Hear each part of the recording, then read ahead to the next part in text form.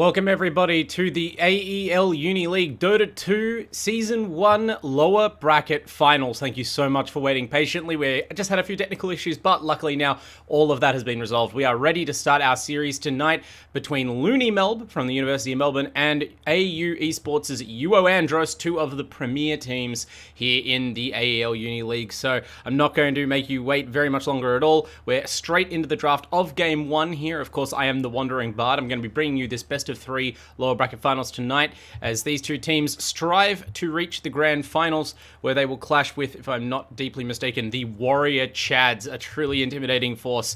But I'm sure that all of their minds are focused on tonight's matchup because this will not be an easy win for either team. Expect probably a 3-game series regardless of which way it ultimately goes. And this first draft is obviously going to dictate a lot about how the next few games shape up. Pretty standard first couple of picks here. Mars into Chaos Knight's always interesting since Chaos Knight is one of the better melee heroes at surviving the laning blender that is the God of War. But you know, it doesn't make Mars any less good in the overall game. And obviously, this is just such a comfort pick for so many players at this point. It's become the rock of competitive Dota. Just that one pick that's pretty much always viable.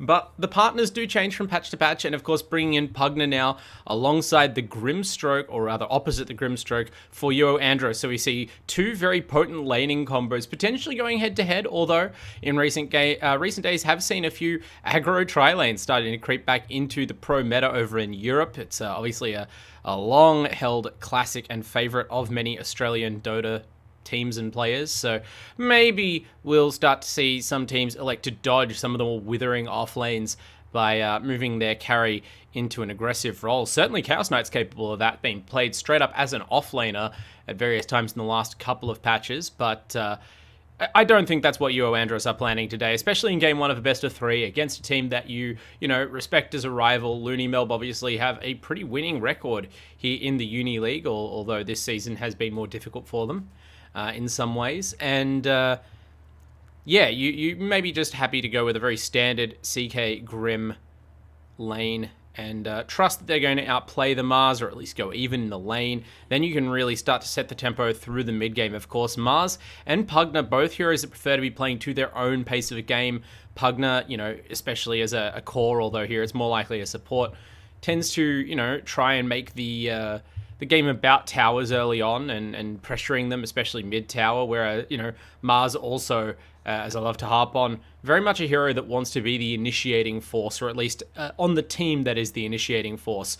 The impact of the Arena Spear combo goes down dramatically every second that it's not used after the start of a fight in most cases. So UoAndros, on the other hand, playing around no great long cooldowns at this point in time, and mostly looking, it seems like, to stop other heroes that are good in that sort of mid-game, fast-paced, brawling context. Riki, Underlord, Storm, Puck, and Gyrocopter definitely bans that are slanted towards the mid lane, but also, you know, no big, long ultimate heroes really. Like LooneyMelb, on the other hand, have banned out Jakiro, Snapfire, Necrophos, Quap, and Bloodseeker, and now pick a Pangolier for themselves. So you can see the contrast already established. One team having real teamfight superiority already, thanks to the Arena of Blood and the Rolling Thunder, and not to mention, of course, the Pugna Ward. Pugna becoming just a really more understated teamfight hero, but no less powerful in the last couple of patches with how players have been building and playing it.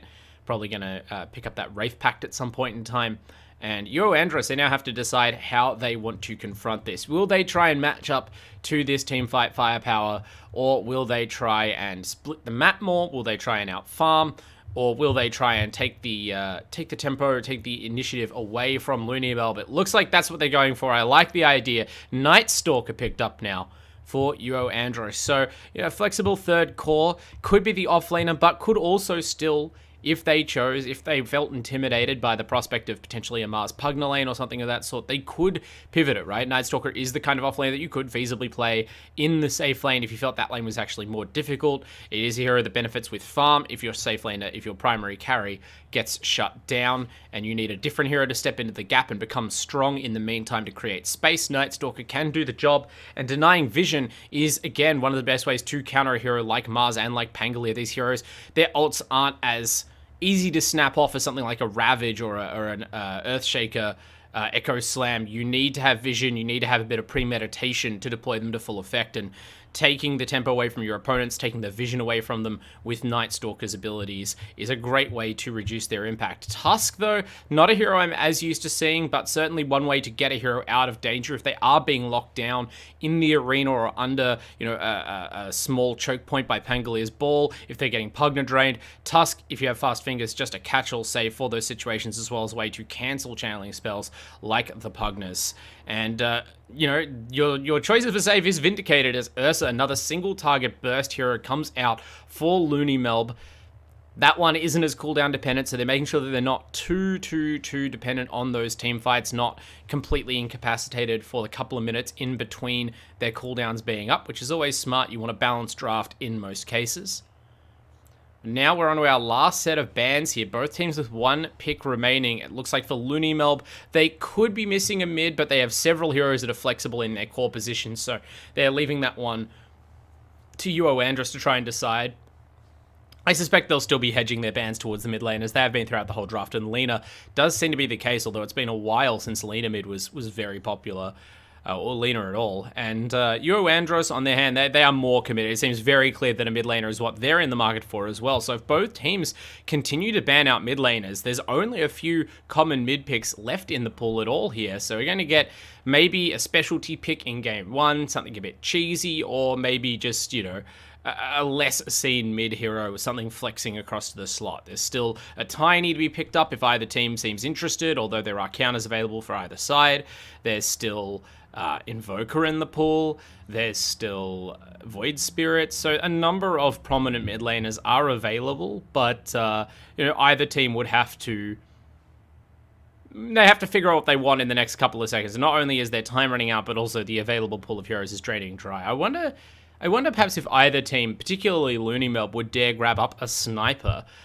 Sniper hero I've been seeing a little bit more in terms of being taken seriously by teams, and definitely Mars is a great complement to it. You've got a very, very, very strong front line, right? The Mars, Panglia, Ursa, even Pugna, they all demand attention in fights, and that takes some of the heat off a hero like Sniper, who just wants a couple of seconds of space in a fight to peep away. And obviously having the arena is hugely synergistic with the Sniper in terms of controlling access to his position, in terms of blocking projectiles. The Bulwark does the same, so that's a nice little combo, but I don't know if either team are in the market for that. Certainly you don't really need extra damage when you've got Ursa, so unless you're worried about the Ursa being kited, but with 3 melee heroes already picked up by UoAndros, that doesn't seem like a huge concern. And they ban out the Coddle instead. Has been a growing mid pick over the course of this patch. Definitely something I've enjoyed seeing, but we won't be seeing it today. Instead, UoAndros, after banning Batrider, they pick up a Brewmaster themselves, so the classic 4-strength melee lineup. Definitely an arms race in terms of tankiness here, although LooneyMelb with Ursa and Panglia, they may not have strength heroes across the board, but they do have that Pugna damage reduction, they do have Enrage and Shield Crash, so all sorts of tankiness coming out from both sides here. And LooneyMelb, they have the opportunity to finish that off with another beefy boy in the final slot, or they could completely flip this game on its head with a more fringe pick. I'm not sure what they're going to choose to go for, though. I don't know if it's worth going for some extreme counter pick, some sort of percent-based damage hero.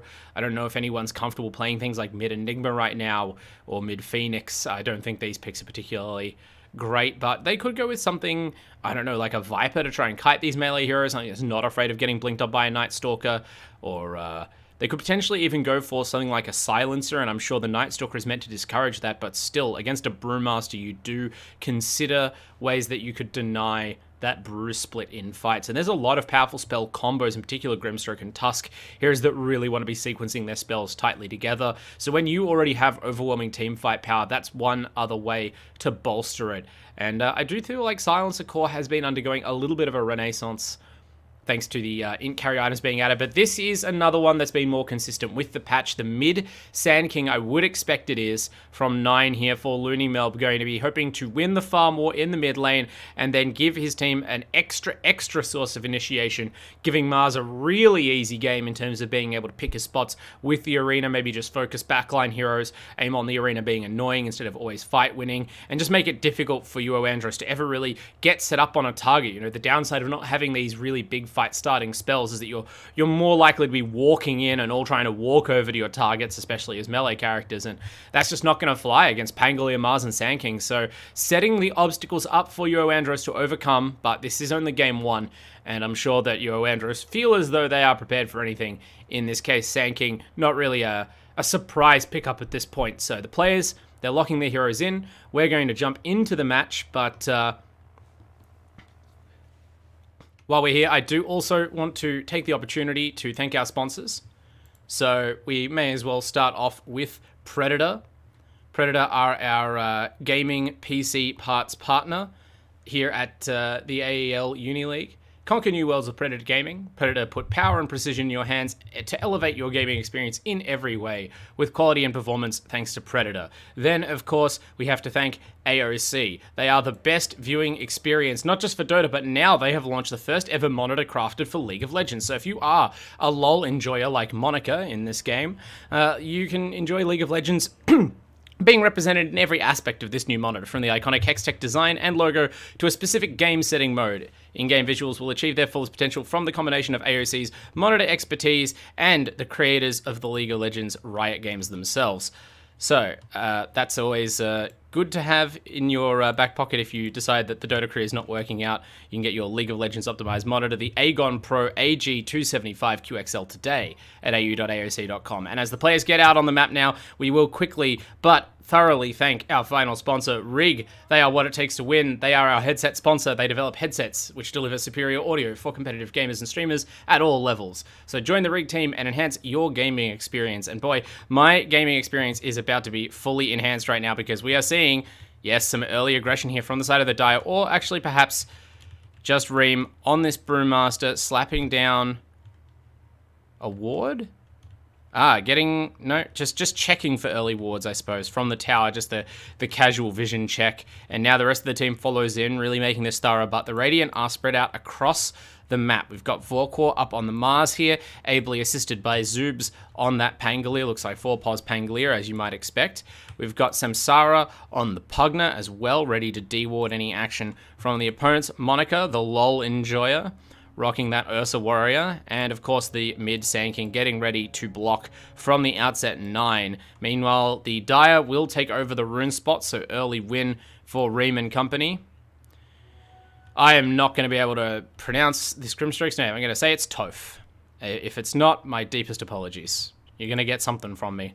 And Hugh on the Chaos Knight, rolling in double gauntlets of strength, getting ready for potentially Soul Ring to start off that lane. And I would expect CK Grimstroke to have the advantage in this lane, although to have kind of been abandoned here to the Wolves or the Pangolins, as Zoobs gets to whack away with that Blightstone. That's going to help tip the tables a little bit, right? A huge amount of physical damage pressure coming out from these two melee heroes if they're allowed to hit, but you have to imagine that if not at level 1, then yeah, actually we do have the level 1 Inkswell to respect this double melee lane. You can see the damage already being done. If you thought Zoobs was getting some action in early with the Blightstone, check out the spell combo out of this very, very powerful dual lane. Grimstroke and CK, obviously a 1-2 pick combo that's been very popular for a reason. Xandros loses courier to the speedy little skeleton, Pugna, I'd assume. But yeah, that's what I was saying, is Zoob's obviously going to find ways to work his way into this game, but with as long as Toph and Hugh stay close enough together to chain their spells, as we see a slight slip up on that front, Toph not quite in position. The level 1 cast range of Inkswell is pretty short, and Hugh's just whacking away, but I don't know that they win this.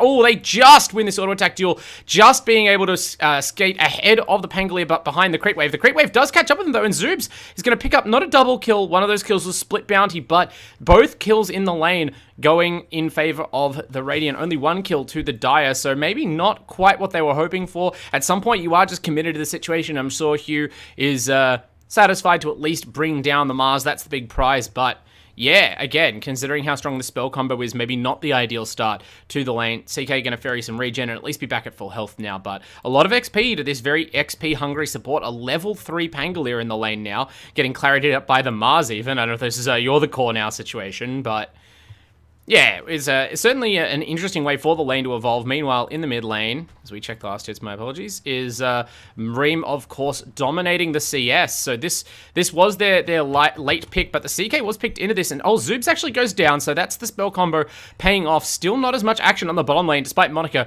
trying to get to grips with Andros. Nightstalker just sort of resolutely farming away. I don't know if we've got any braces up yet, but we do have the triple gloves of strength, gauntlets of strength, in order to facilitate some peaceful laning, whether or not the Ursa is willing.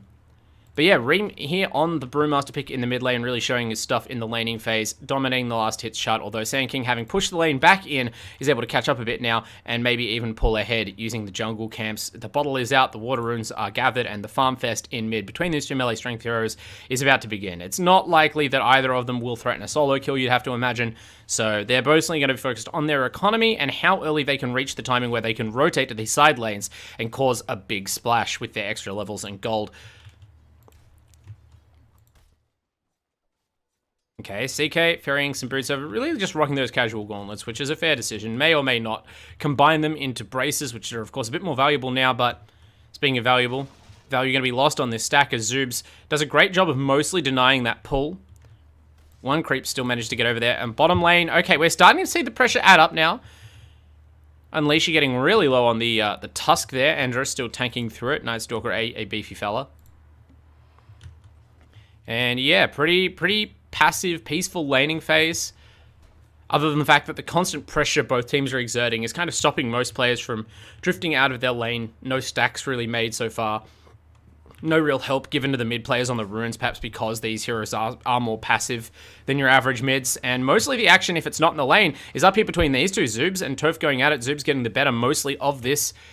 Those extra levels mean it's probably not surprising that he is, but really making it difficult for Grimstrike to utilize the camps, although Zoob's tanking the creep wave there. Unwise, Toph comes round the trees with the Inkswell. Tricky stuff, just got the end of that play there, but it's pretty clear to see, just abuse the vision a little bit. You can probably tell you're getting Inkswell, but by that point in time, you're too late. As soon as you've used the Pangolier spells to try and farm that creep camp, you are exposed, and they punish him for it. Now, maybe you say worth in voice chat, maybe you sound, very credible, maybe you got a good poker face, but I'm sure the team aren't too pleased at giving up a kill there, especially giving the XP back to Toph, and leaving Vorkor alone as they now try the same on him. The double stun combo comes out. Mars has no such movement ability. He'll do his best though, shoving Hugh away, denies a lot of the damage, and now Zoobs comes back in. Perfect timing on the respawn. Probably going to get this Grimstrike now as well, so they turn that around. They, I thought it might have been a little bit ambitious to go after the full health Mars with the Bracer, and so it proved. Meanwhile, now in the mid lane, Morb Nizzle does have level 6 on the Brewmaster, has skilled the ultimate, so the Primal Split is available, and the Urn is online, so you can see the potential for rotation early is there now, or at least it will be once some mana is available on the hero, enough for his power. But Sand King, unperturbed by this, still up in the lane under the Sandstorm, farming happily. There is a Dire Sentry that's currently holding vision over that mid lane, but again, I think it's one of those cases where, A, you've clicked the mana bar and seen there's no split, and B, if Reem splits, you're just going to see a Burrow Strike away, and there's going to be very little concern, although 9 does expend that Burrow.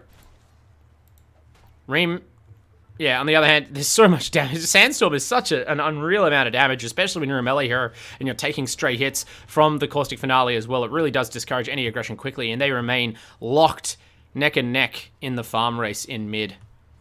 Overall, though, the farm race is going slightly in favor of the Radiant, both side lanes having a bit of a better time than their Dire counterparts.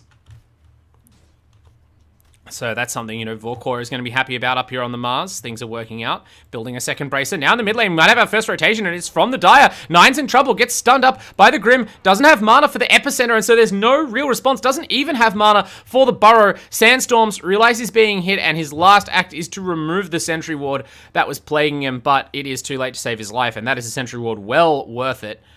Great rotation as well from the Grim. They are trying to exploit it by counter-rotating onto Hugh, but Unleashy comes up top on the Tusk, still has the TP, and they turn it around. Really didn't need much help from the Tusk, although might need help to save Hugh now from Vorkor, and yeah, Unleashy took the wrong path around the trees. Vorkor just took the direct route from the lane. That CK was very low, and a great spear into trees. There's just no way, unless you couldn't line up those shards. It was just an awkward angle to try and push the Mars away. It's a very tricky spell to land in those sorts of desperate moments when you don't have the time to reposition, so they're going to console themselves by going bottom and taking it out on Samsara, Sins of the Father, or Sins of the core player in this case, will be exacted upon the supports, and the Pugna goes down. Hugh back up to the lane. I don't know if you can really afford to get aggressive on Vorkor, but at least he doesn't have mana for the arena right now. They're trying to force something out of him. He wants, but the mana is better used to spear back the Chaos Knight for the nth time this game. And that seems like it's just going to keep working in terms of discouraging aggression, unless they have a very strong train of crowd control on the Mars, maybe with the Grimstroke back in the lane. That Phantom's Embrace could help prevent it, but instead it's being used to prevent the Ursa's escape. Definitely a bigger bounty if they can get it, and Andros will stand firm in the face of the overpower Fury swipes and knock Monica out of the game for the next 20 seconds at least. Nice little bounty claimed on top of that as well, and some equal disruption to the Ursa's farm to try and make them feel a little bit better about the harassment this Chaos Knight's receiving. So the laning phase starting to break down, but still kind of a 2v2 scenario here. The Radiant certainly holding firm. Chaos Knight is, SK is farming deeper in the jungle on the Radiant side, but in the meanwhile, Chaos Knight is trying to farm the Pangolier in the Dire jungle. Zoobs, though, slipperier than most melee neutral creeps, is able to swashbuckle away. And now we see a teleport bottom from the Pugna, so no Mars rotation yet. The arena is ready. Their epicenter is ready. This kind of dive is extremely dangerous in this scenario, and Andros, looking to prove how dangerous it is, almost dies to just Samsara, but they do pick off Monica, so the Lacquer, and now the Sand King tries to teleport, but it's cancelled, or rather maybe he cancels it. I didn't see exactly what happened there, but certainly after the Ursa's dead, there's a lot less value in that play. Decides to make the play on Reem instead, drops the Epi, but it's not enough. Brewmaster is just too healthy. So now the TP is spended and the ultimate is also expended from 9. No gain at all. And look, it's not going to interrupt his farming much, at least. That's the benefit, I suppose, of not rotating bottom. But I don't know whether or not Monica would have maybe expected the team to help there. There's multiple of those strong team fighting ultimates already available. Heroes had their TPs ready and nobody came. Maybe that Sand King teleport was on cooldown until that very second. We have to give the benefit of the doubt. I didn't click to check, but rough stuff if that's the case. Andros taking full advantage and continues to progress on this Night Stalker now, rocking the double brace, a Soul Ring phase boot set up for the early game, even some raindrops on top of it all to make sure he's as formidable as possible through this laning phase, and Samsara is right to hide in the trees. Meanwhile, Hugh, with the attention being given lovingly by Unleash, she has been able to take back control of this top lane a little bit, especially with the Pangolier now encamped near mid. Zoobs is kind of expecting a rotation onto the SK, maybe because the ultimate's down, but there's no rotation. They're just playing these lanes. Samsara is almost certain to go down bottom, and in fact already does, and Vorkor is actually killed at top. It was Morb Reemnizzle who has rotated up to the top, says it's Morbin time, doesn't actually hit the Primal Spirit, so no Morb involved, but able to bring down the Mars without it, so no arena used, still no split used, not even an even trade of ultimates, and in terms of taking the tempo away from their opponents, this that I sort of foreshadowed in the draft, certainly has worked out so far. Now the Primal Split's unleashed. There's just kills happening all over the map. Every time I look at the minimap, it seems like more ultimates are being deployed. I'm sure we're about to see a counter gank or a counter initiation onto Hugh at the top lane. There's the arena as the Brewlings try to make more hay under the middle tower. Finally, as you would expect, a team of quality is able to find a lane that their opponents aren't currently committing ultimates to and make use of one of their big cooldowns. They do get a high value kill out of it. So Hugh dying a painful death, but that is only one kill back in favor on what was an absolutely torrid stretch there. UoAndros pulling far ahead, now 2k gold up, which is, considerable at this point in the game for, what was a relatively peaceful and, even Radiant favored early game. Not so, and despite lacking maybe some of the powerful cooldowns of their opponents, they've been able to really get the first jump, and now let's see if they can continue to maintain that advantage. Their opponent's arena is on cooldown, so they go top onto Vorkor. How dare you push the tower without that spell, sir? Zoobs on the Pangolier, not going to be able to do enough, especially when locked down by the Soulbind from Grimstroke, completely negating that Rolling Thunder. A painful moment for any Pangolier player, as I'm sure many of you know. And Andros just absolutely mops up. He's wicked sick with a triple kill on this offlane Night Stalker. Meanwhile, the mid lane Sand King is farming the jungle still. I have to check. The Blink Dagger timing is ready. So we're farming a Boots of Travel now. This is definitely not... Wait, guys, just 2 more minutes. I'm finishing my item. I feel like if you thought there was a winning fight to take, you'd be there. This is the consolation farming. This is sadness farming because my team is dying and there's nothing else to do. But now, luckily, it's early game. The team's respawning and they come straight to the bottom lane. 9 wants to make a retaliatory play, and once again, the Chaos Knight is the target. So, just as telegraphed, they're kind of hanging Hugh out to dry, or at least taking those risks. And I suppose as long as Reem and Andros are farming, that's all right. You're the junior partner here today, Chaos Knight, and Hugh is again made to take the fall for the greed of his firm, the UoAndros firm. Hopefully they'll give him some space back at some point, but at least Chaos Knight obviously retains a lot of that punching power with the stun and the ultimate. You know, still going to be able to at least bully supports or force maybe some untimely decreps out of Samsara. But, yeah, for now, the heroes that are getting strong are the heroes whose strength is most felt in the mid-game. And yeah, Andros fully adopting the role of carry here with the Hand of Midas pickup. Subbing out. Oh, I suppose he's just done that for clarity. And, okay, Reem's dominating streak is ended as Vorkwar drops the arena in the mid lane. My apologies, I was preoccupied by the farming patterns of a Night Stalker. It's just riveting, isn't it? To see the Night Stalker in its natural habitat, farming the jungle creeps, establishing dominance, even during the day. It's just marvelous. But Dota and Bro will have to wait.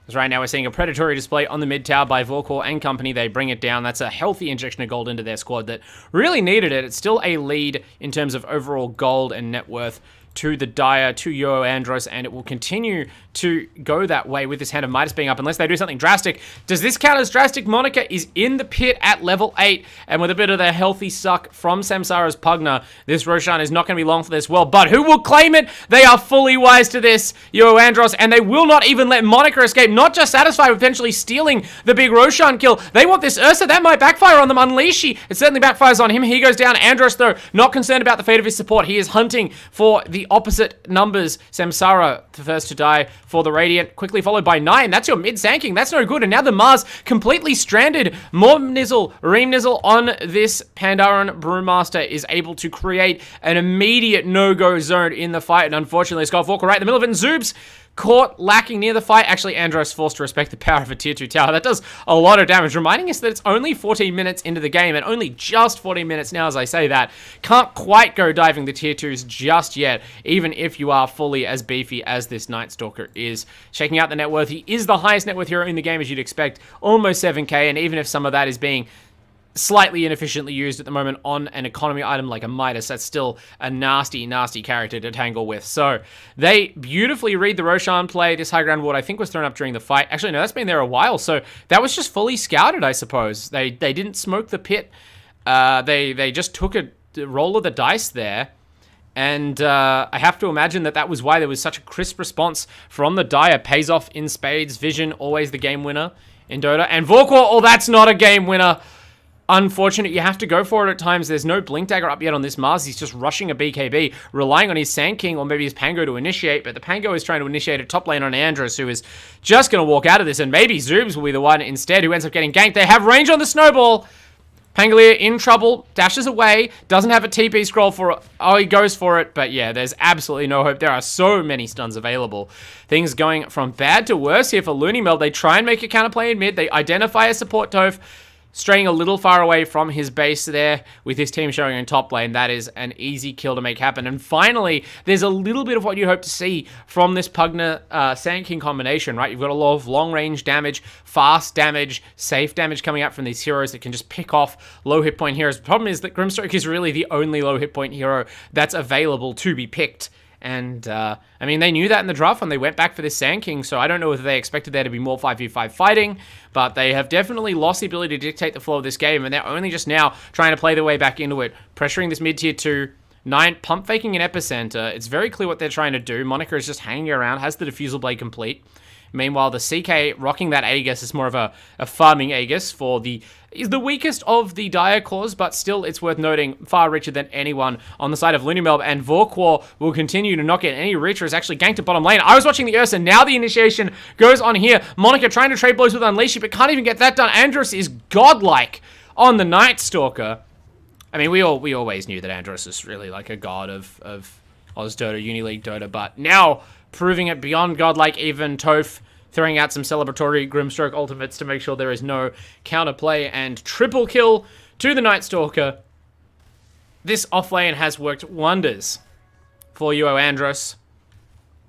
And I don't know whether the intent was all along to sack the Chaos Knight, but certainly being okay with the trades they were taking in the top lane has worked out great for them. They were able to successfully draw attention away from the CK while leaving Unleashy long enough up there to retaliate and wear things down. And ultimately, it's not just about the long ultimate cooldowns, but heroes like Mars just need their first timings are bigger and more important. Without this BKB, they can only watch as Monica just kind of wanders into 5 heroes and dies. Zoobs was trying to set something up there, but they were far less urgent in bringing their full power to that team fight. Now the rest of the squad arrives. They pick off the Grimstroke again, but you can't really be satisfied with that. And that one was either just getting a little bit sloppy or a little bit tilted or fully misreading that situation. But you have to imagine there's 5 dire heroes pressuring that tier 1. Although, as I said, that Andros just wanders back in fully alone to finish knocking the building over. Realize they left something on their plate there.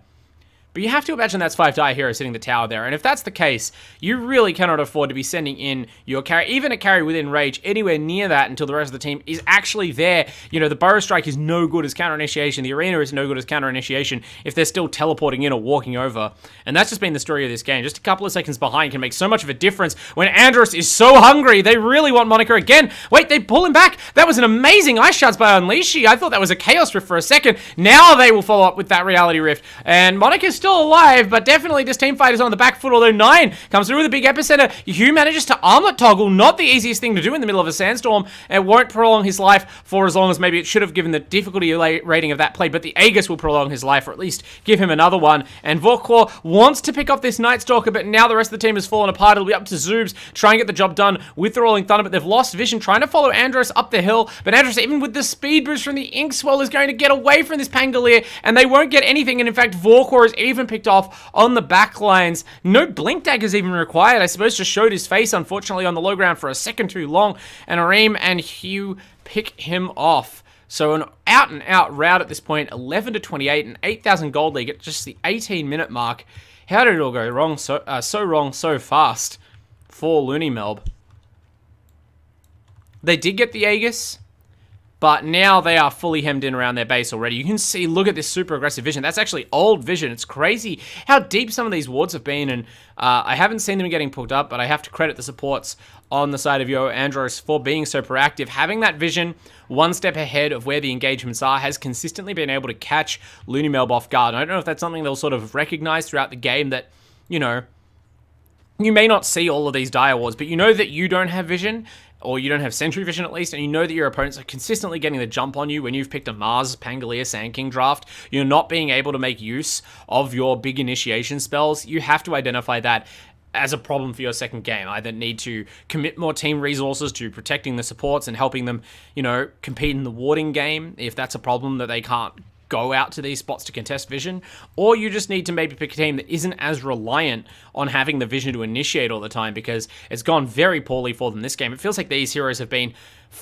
stuck in the mire when it comes to their net worth, still all under 7k as their opponents leap up to 8, 9, and 10, and Reem gonna try and widen that gap, goes in completely without fear. Is the BKB finished? It is not, just doesn't care, doesn't even have the ultimate ready, and just fully soaks the combos of 9 and Vorkor, and now 9 under pressure, gets cycloned up. I'm gonna assume that was defensive, that was his own Yules, but it's not looking great for the team. Hugh eventually just collects the Sand King as well as the Pugna support, and now the Dire are all collected into a snowball to run down Vorkor. They really are just kind of waiting for the concession at this point, it feels like, as they kill 4 out of 5 Radiant heroes without very much effort at all. Again, the Grimstroke, the only one to take a dive. It's 5 deaths on the Grim and 4 deaths on the CK as the outliers for the Dire. Other than that, not much to say in terms of dubs for LooneyMelb. They haven't managed to kill Andros at all the whole game. 11-0 and 8.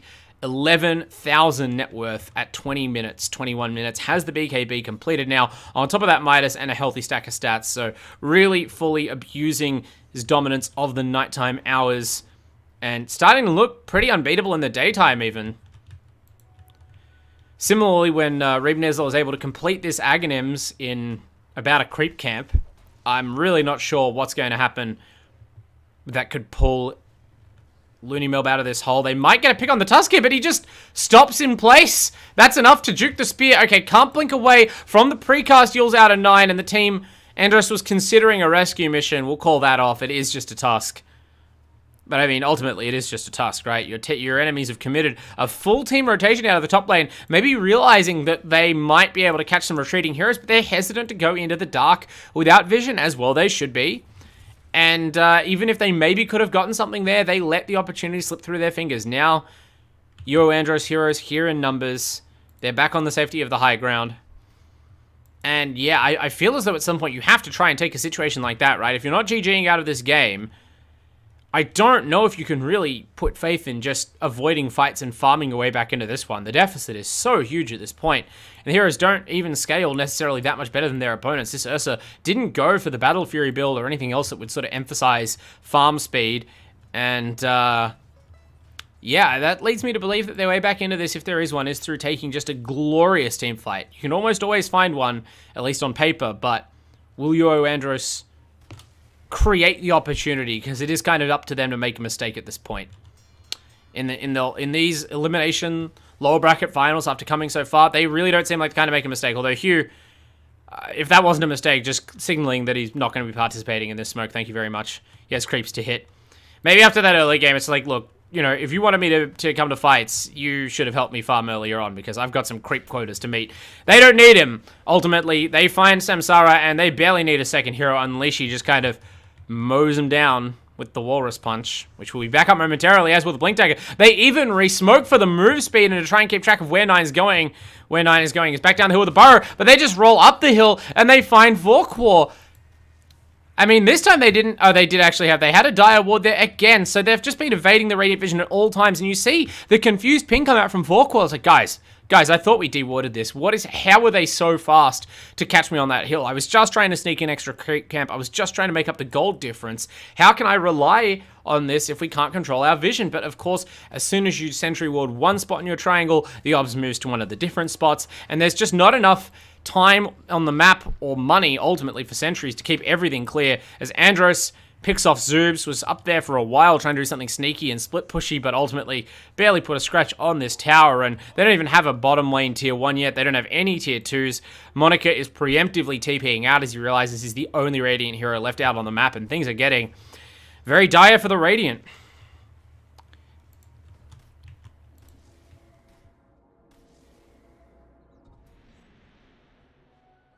I mean, BKBs are up pretty much across the board at this point. Still no BKB on the Brewmaster, but Reem clearly just unconcerned with buying one. And to be fair, it's not been made apparent that he should be concerned. Very, very tanky hero, and they have to 100 to 0 stun chain you in order to prevent the key spell from going off. I'd take that gamble at this point. And it's meant that he's able to buy a Spirit Vessel and an Ags and, of course, a Midas to keep that late game gold rolling. So this is one of those worst spots to be in where you can't even really give yourself any faith of coming back into it without winning one of these seemingly impossible team fight engagements, because your opponents have just immediately realized their lead and their position of strength and just doubled down on it by all buying Midases. Then instead of looking for a team fight, they're going to look for a gank on the most valuable hero on the map. Andros kind of sniffs it coming, blinks away. I don't know if there was any vision that time. That's just a dire sentry wood. For a moment, I thought, God, not again. But no, it's just some pretty rudimentary game sense. Bunch of Radiant heroes missing. You're the one farthest away from your team. You're the one in vision. Blink away, and they, again, just immediately lose track of him in the trees and can't really afford to go looking. So Andros slips through their fingers, as does the tier 2 tower bottom. The noose continues to tighten here in game 1. Oh my god, how many more times can you do this to him? Andros is just intentionally messing with them at this point. Walks into the sandstorm and then blinks out before the damage tick hits him. And now they're going to follow up. They catch the Sand King on the retreat. The Yules will not save you. Is that a basher on Andros? No, it was just a stun from the Earth Panda. Really academic at this point. More Earth Panda rocks being thrown. Vorkwar, the target this time, he will also go down. Andros still beyond godlike. More of a weather report or a status update at this point. He's been beyond godlike for a while. It's actually Zoobs who has a basher, so this Pangolier has been able to get something done in that top lane in terms of farm, but all it's meant is that he's joined his core players at this awkward 7 to 9k net worth mark, and Andros is close to doubling that. Lots of buybacks coming out from the Radiant. I'd call this a last stand, but it's really more just a last fall flat on your face. No one's really standing up for very long once the collected dire heroes get their hands on him, and Hugh gonna get thwacked away out by the Ursa in what's probably the most even position matchup between these two teams, but even so, the gap is considerable, and it's Monica who ends up going down without too much trouble.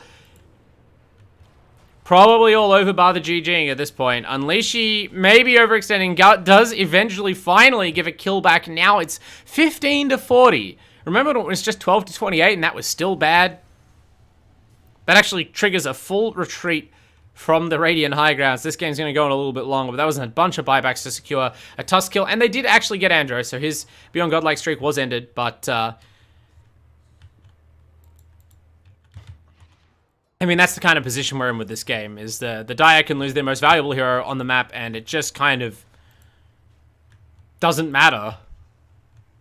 They could easily have called this game. They could easily have called this game 10 minutes ago, but they're going to fight on.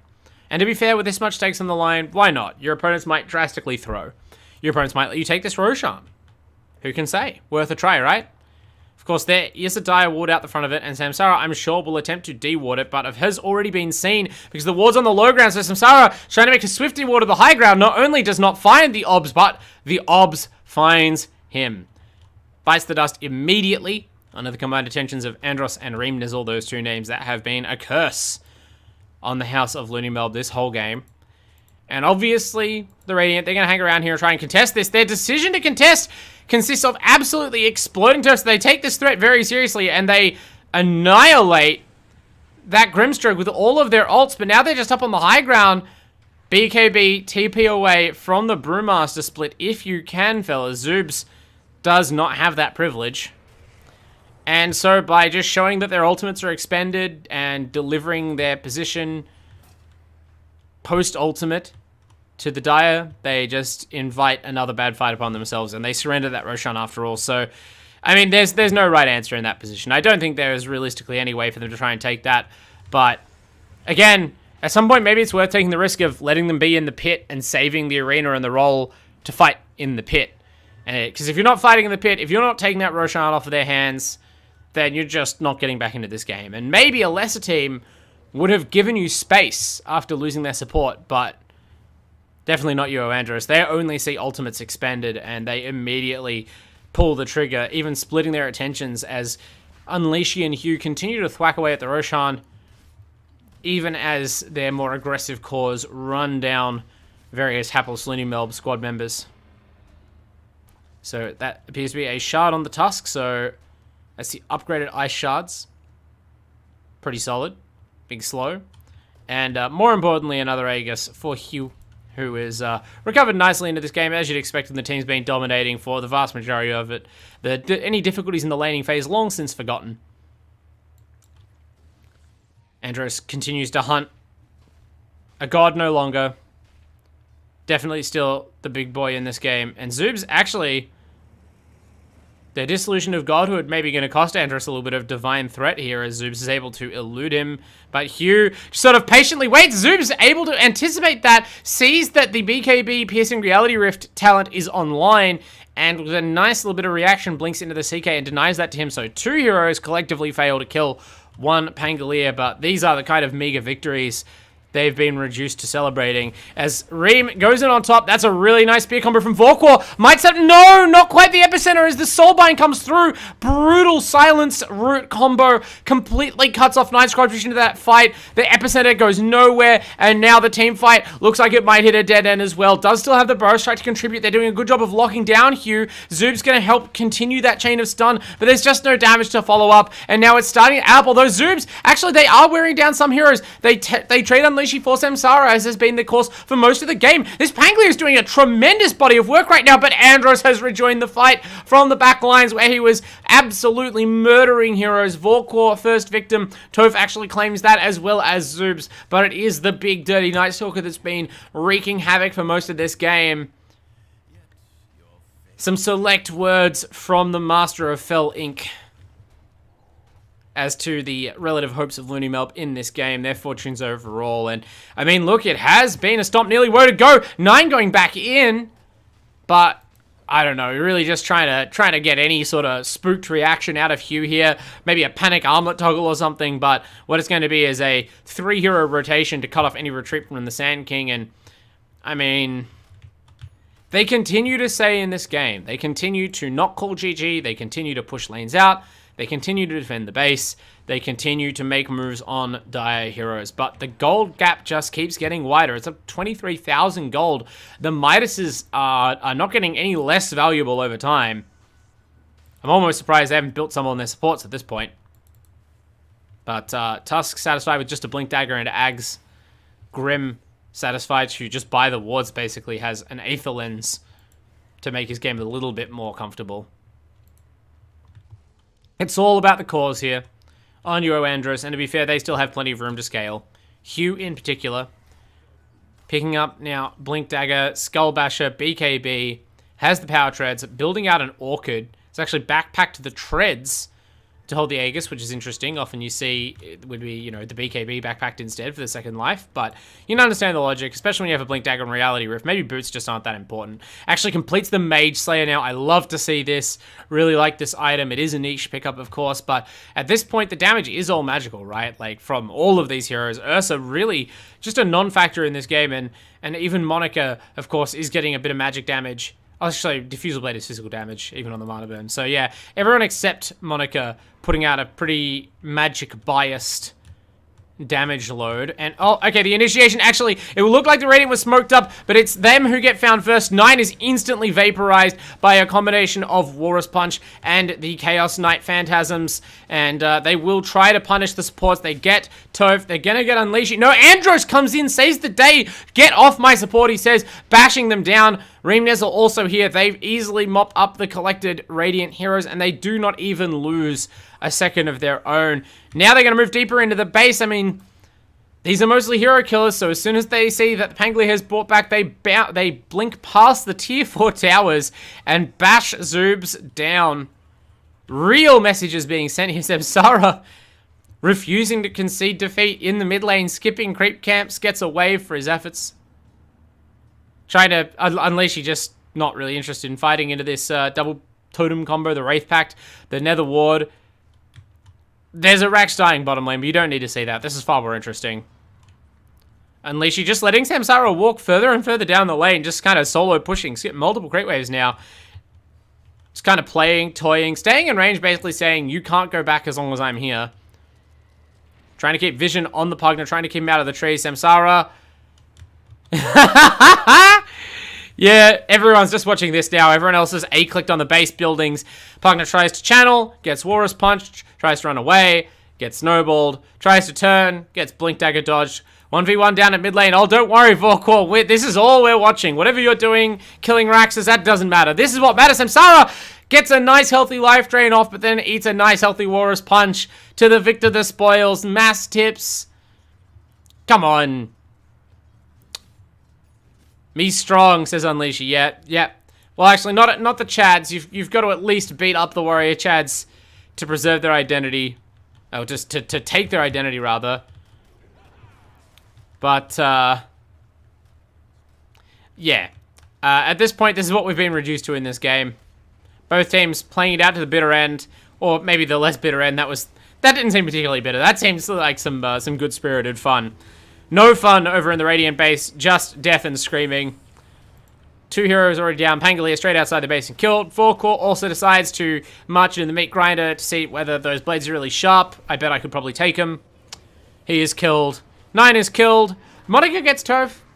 Yet another death for the Grimstroke. That's 8 now. Good job. Dies as well. No, actually, sorry. What am I saying? Monica's still alive. Samsara is pulled in and killed. So is mercifully the Ancient. At this point, we really do need to wrap that one up. So, UoAndros comfortably taking game 1 here of this series from LooneyMelb. Big dub for them. The Night Stalker pick, beautiful drafting, just annihilates this Mars-Pango combo that LooneyMelb are fond of. They are going right back to the drawing board on that one. The last pick, Sand King, really felt like it missed its mark from very early in the game, right? Like, the early on, the farming seemed fine, but as soon as 9 missed that opportunity to rotate bottom and top lane kind of wasn't in a position to host a rotation either, it really seemed like his game went off the rails as the Sand King went for the play on mid with the Epi. That didn't work out, and from there, it was just sort of a train of the spells are never aligned in terms of cooldowns coming together for the Radiant, and very quickly the gold lead sort of got to the point where that supposed teamfight advantage really didn't manifest. Instead, it was all the Andros and Reem show throughout. So we'll see whether that show comes back after this commercial break, or whether it is a bit of a reversal, a bit of a twist in the second half here. This is a best of 3, so all the potential in the world still for LooneyMelb to bounce back. We'll see whether they can manage it after this short break, so don't go anywhere.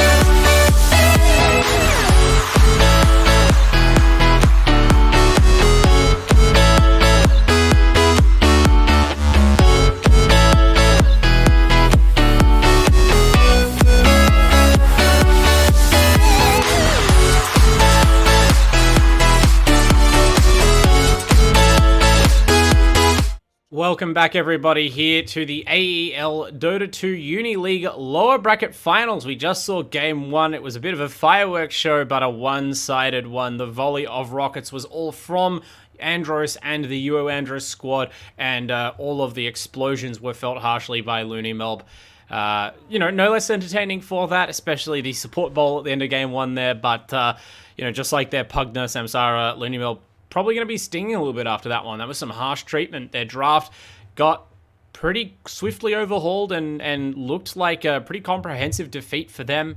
So they definitely need to come up with something a bit saucier here in game two if they want to try and extend the series and ultimately win it in a game three decider. I'd love to see them at least get that far. Having 3 games would make this feel like a pretty serious lower bracket finals, and we want to savor every game that remains here. Obviously, grand finals tomorrow night.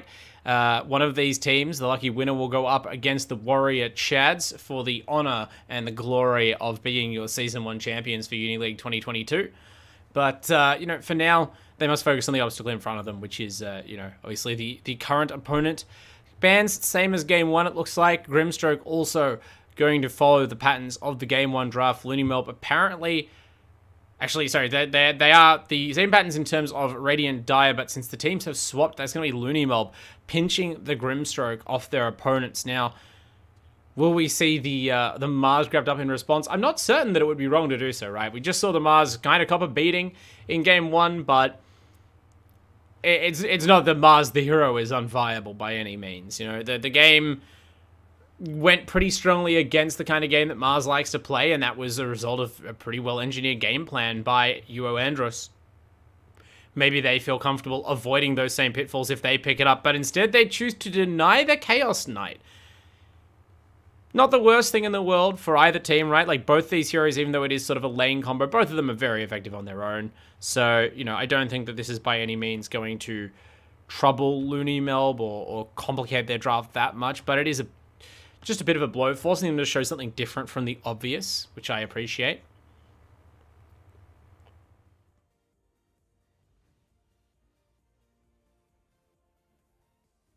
Seeing even some extra time get eaten here by UoAndros. They're really making sure that they understand what they want, right? I mean, they have denied their opponents the Grimstroke CK easy combo, but they also have denied it themselves, and their makeup pick appears to be a Treant Protector now, given they played a Pos 4 Tusk last time, and a Pos 4 Tusk is sort of rotated out of the off lane into the safe lane so in the early levels, you probably really want a range support and maybe a bit of a hard CC, but later on, once the laning phase starts to break up a little bit, the difference of rotating the Tusk into top lane didn't hurt as much. So some creative support movement that echoes what I've seen a lot of teams do with Tree specifically of late, since he follows kind of a similar profile, and he can also help the safe lane out if needed from the other side of the map with that living armor. So not going to fully anticipate this being a 5 just yet, but it would be a potent laning combo in its own right. Obviously, you can forego the living armor for the first couple of levels, take the nukes, and utilize Treant's, the unleveled Treant nuke, the 100 damage auto attack to bully an offlaner like Mars. But Mars Grimstroke, very, very powerful in its own right. Really, any hero that has a stun to follow up on the Mars, any sort of kill combo, your Mars is going to be all right in the lane of bullying the Chaos Knight. And I think part of the problem last game, or where part of the problem started for LooneyMelb, was that their Mars was backed up not by this Grimstroke or the Pugna that they also picked early on, but by a Pangolier. It's just not as strong a combination, and faced up against a stronger kill lane, like, your Mars just can't be in a position where he is afraid to die by standing on the creep wave. Even if you're able to force a trade with it like they did early on, it just shuts down too much of how the hero needs to play the lane and how it flows from there into the rest of the game. We saw the items for the Mars be heavily delayed, and I just don't think whatever trade-offs they got by putting the Pugna safe lane or having the Pangolier in the game at all, even though Zoobs played a great game, I don't think it was really justified when you look at the results. So maybe going for a more conventional Mars combo here, I would not be sad to see it at all. They actually banned Dawnbreaker, which I haven't seen contested in plenty of time, which, makes me sad. I'm a big Dawn fan, have been since the hero was released. It's got its problems, it's got its counters, but I think the hero is exciting, and unfortunately we will not be experiencing that excitement in this game. We'll also not be experiencing Gyrocopter or Phoenix, or crucially, the Andros Night Stalker that was so impactful in Game 1. That's been banned out by LooneyMelb as well here. So we, of course, know that Andros is more than capable of dominating the game on different heroes, but Night Stalker does have a pretty unique set of capabilities to try and deal with, especially when there's two high-level teams like this. The Vision game is so important. It really was UoAndros who dominated the Vision in Game 1, pretty much, woe to go, and you can't say that wasn't one of the biggest determiners of the outcome. So, denying one of those key vision tools, I like the approach from LooneyMelb. They go back to their guns and they ban out the Necrophos, which is another very scary Andros hero. Banning out heroes that carry out of the off-lane, pretty good idea right now.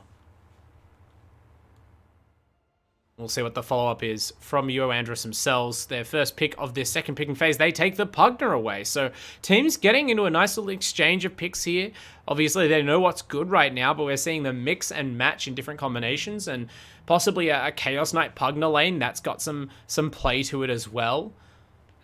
Maybe not quite as much as the CK Grimstroke, but Pugner being able to decrep CK does take some of the sting out of the double stun combo that Grim Mars offers, so maybe that by itself is enough to make this pick work. Certainly the strength of the Pugner that we didn't really get to see in Game 1 because of how fast things got out of hand is the mid-game team fighting, right? The damage reduction, we did see the Wraith Pact picked up and deployed at the very end of the game there by Samsara in Game 1, but I'm sure UoAndros will be hoping to get a lot more mileage out of that kind of play style by, not immediately losing all their lanes. And Venge, picked up by LooneyMelb.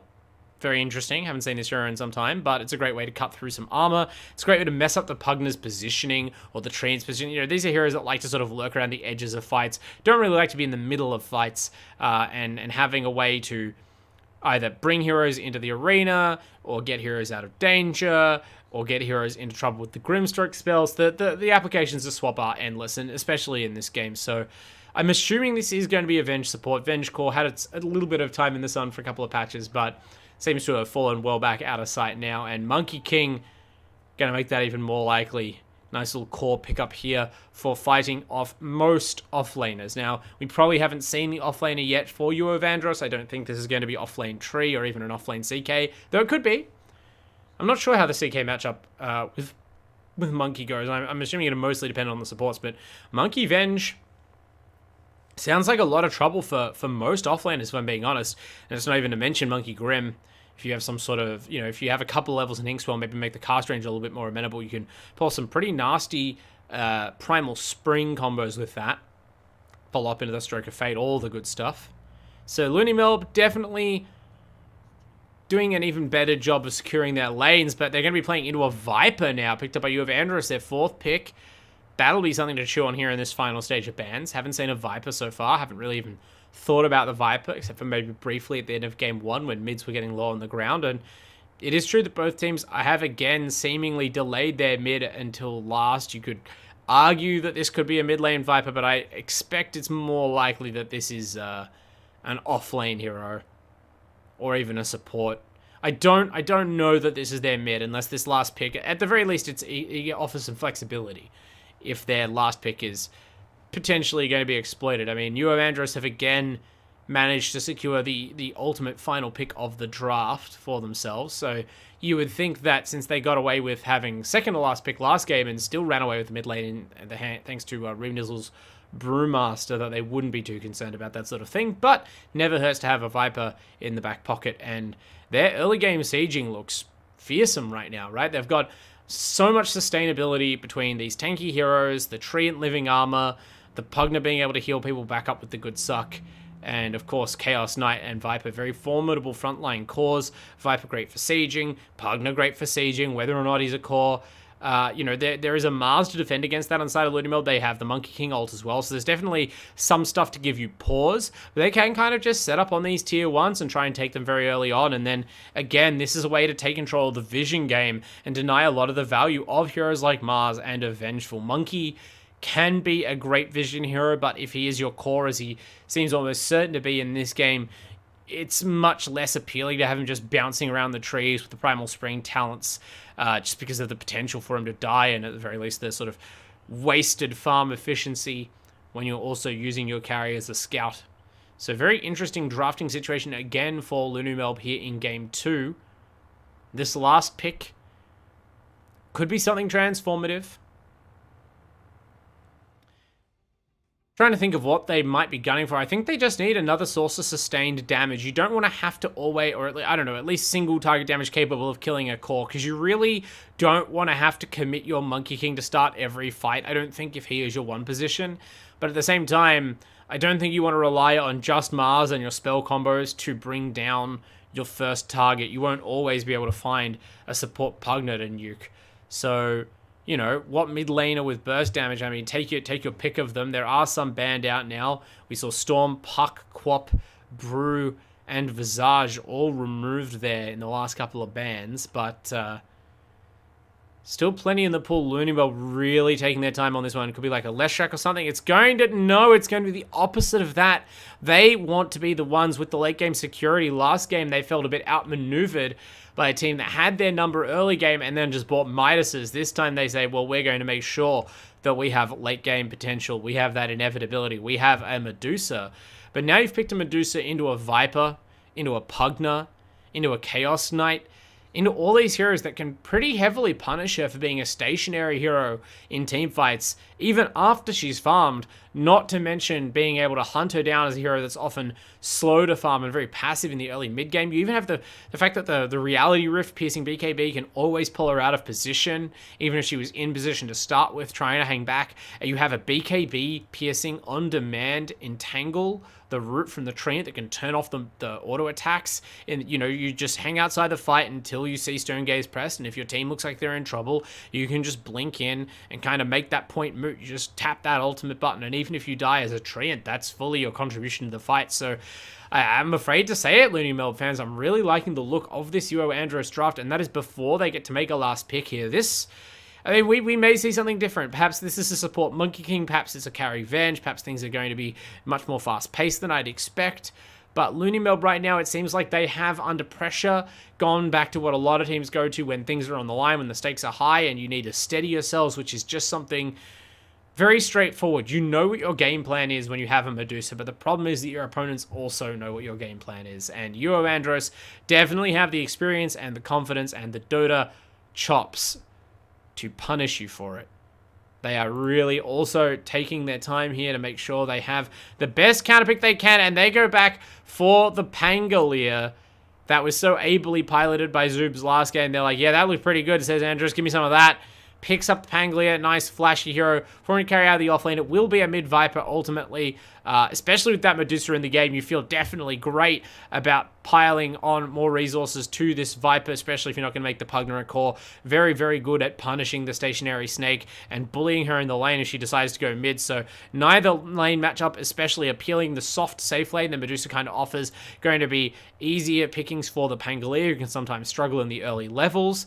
And everything just looks pretty good for UoAndros. They've got Hugh back on the Chaos Knight. They've got very strong supports in the Pugner and the Treant. It's going to be tough to stop, but LooneyMelb, they're on their comfort heroes in most cases. They are going to play a support MK, so it is going to be a mid-Venge for 9. I sniffed something like this. It just seemed way too passive to have MK Medusa as your cause there. So I do like that adjustment. I'm not sure how much of a difference it'll make. I don't know, again, that moving your Grimstroke to the safe lane and leaving a weaker support hero top lane with your Mars is really the way to go against a CK +1. We'll have to find out here, but LooneyMelb, they have to hope it works out. They do not have a second chance after this. It is game 2 here in the lower bracket finals of the AEL Uni League playoffs for LooneyMelb. It is elimination point, I suppose, the opposite of championship point, and Vorquor going to have to really have a better Mars game. It wasn't his fault in game 1 necessarily for all the reasons we went into, but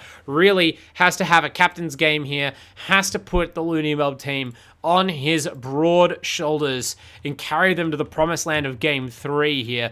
I'm sure all the fans of good Dota out there in the chat tonight will be hoping that he's able to do so. But to kick things off, we do have 9 on the mid VS, rocking that Quelling Blade. We'll have to see how the matchup goes. VS and a Viper does sound like they could get a positive matchup out of it.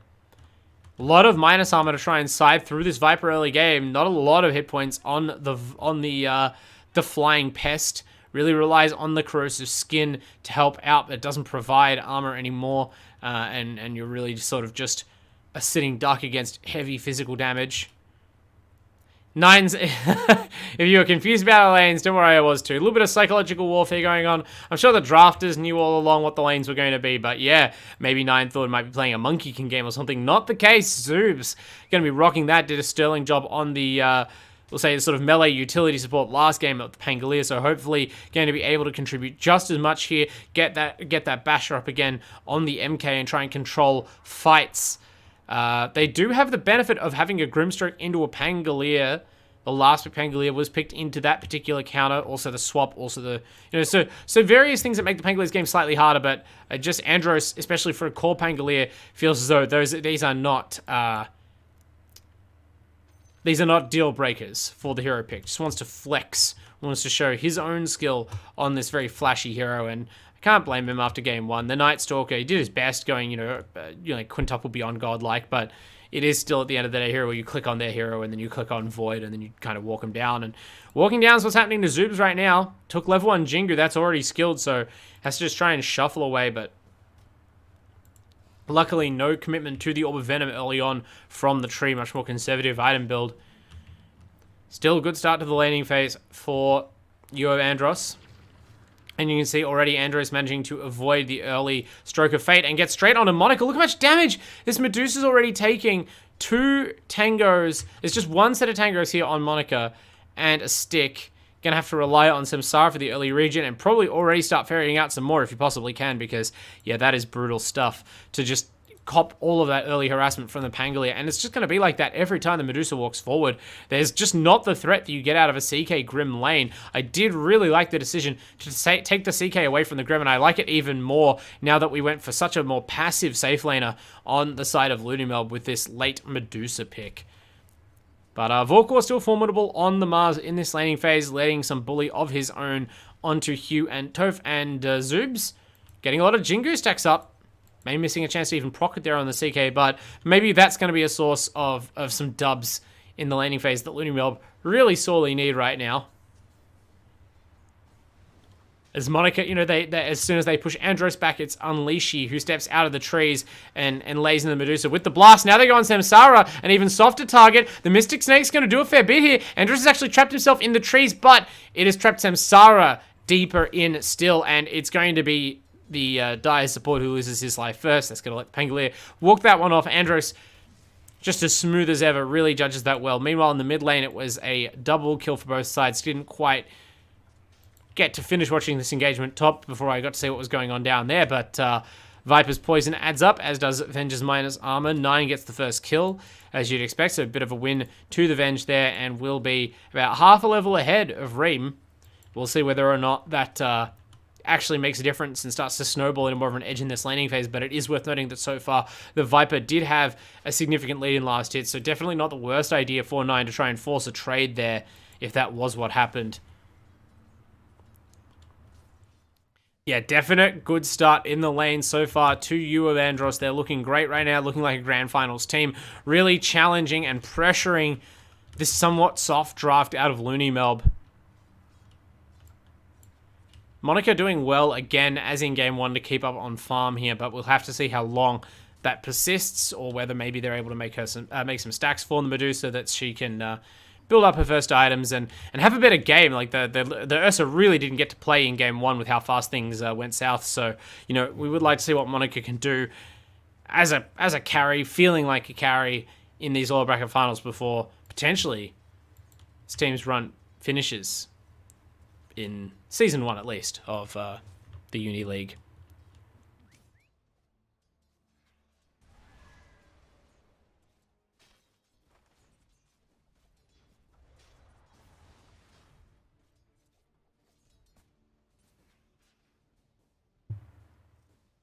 Zream flies out Wraith Band, I guess. Just maximizing those stats, though. Obviously, since they traded kills before, this laning phase has been pretty close. Speaking of pretty close lanes, also at bottom, constant action everywhere. Hugh looks like in a lot of trouble here. That slow from Toph may not be enough by itself. The 1-1-1 build on the Treant. Does it add up? The spear from Vorkor comes up just in time, so they do get that kill. Meanwhile, at top lane, Unleashy trading blows to Samsara once again. This time it's Unleashy who's playing the Pugna side of the matchup, but he gets a Grimstroke. Still not quite so favored. Andros actually comes in out of nowhere with the steel chair, with the swashbuckle. And in fact, now it looks like we're going to see a replay of that kill on the CK. Actually, Toph, great job baiting Vorkor in. Vorkor takes a ton of damage. Is this going to be the Mars's life? What a play! I mean, they tipped 9 more. Oh, Reem solos 9. Those extra stats and those extra levels in the poison starting to add up more quickly than the Venge can deal with. Even with the extra level, a full extra level on the Venge, I think, at the time of the kill, not good enough against the pressure that Reem is able to exert. You have to imagine just a couple of attacks coming downhill from the Viper is all it takes to really make the situation look bad. And just, again, what a cool bit of maneuver from the Treant, holding the salve, baiting in Vorkor, who, as we know, is desperate to make some sort of big general kind of play for his team, lead them into a better spot in this game too. And those couple of tower hits, more than he bargained for, no points in Bulwark, costs the offlaner his life, feeds a kill back to the Chaos Knight, who had just taken a fall, and things continue to look good thus far for UoAndros. Monica just trapped up here under the tower. Even with the Radiant camp heavily blocked and contested, they're being able to hold this lane in a great spot. And okay, there's a rotation from Zoops to the mid lane, and it brings down Reem Nizzle, but again at the cost of Nine's life. And it's Zoops who gets the kill, so limited benefit to Nine's Venge here. Not sure how comfortable Nine is on the Venge. I'm sure it's not, you know, a case of not being able to play the hero well, but maybe not the kind of matchup that you love as a mid laner, right? Not the kind of hero where you're just constantly forced to take a death in these trades. It's just not as much play to this sort of hero as there would be to most mids that are popular these days. No, certainly no spirit hero, despite the name. When you don't have any sort of defensive tool or really way to outplay a Viper, and when you can't do anything about the Viper except face check its spells, that's a very tough hero to beat in the early game. So no surprise that Reem is once again taking charge here. But even more so, guess who it is? Andros, right? I've said the moniker is getting farm up here in the top, and that's true. But Andros is just dominating the lane with enough levels in the nukes now and the arcane boots, being able to dip in and out of jungle camps.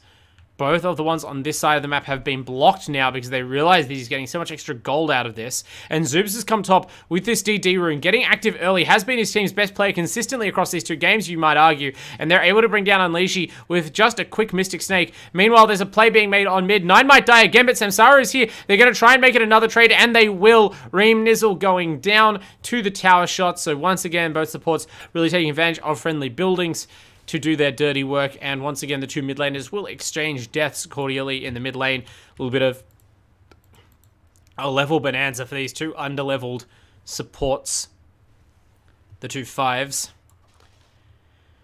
And Zoob's in the top lane trying to bully Andros back a little bit. It's the level 5 Monkey King, has to be respected, but only to a point. Zoob's does know his limits.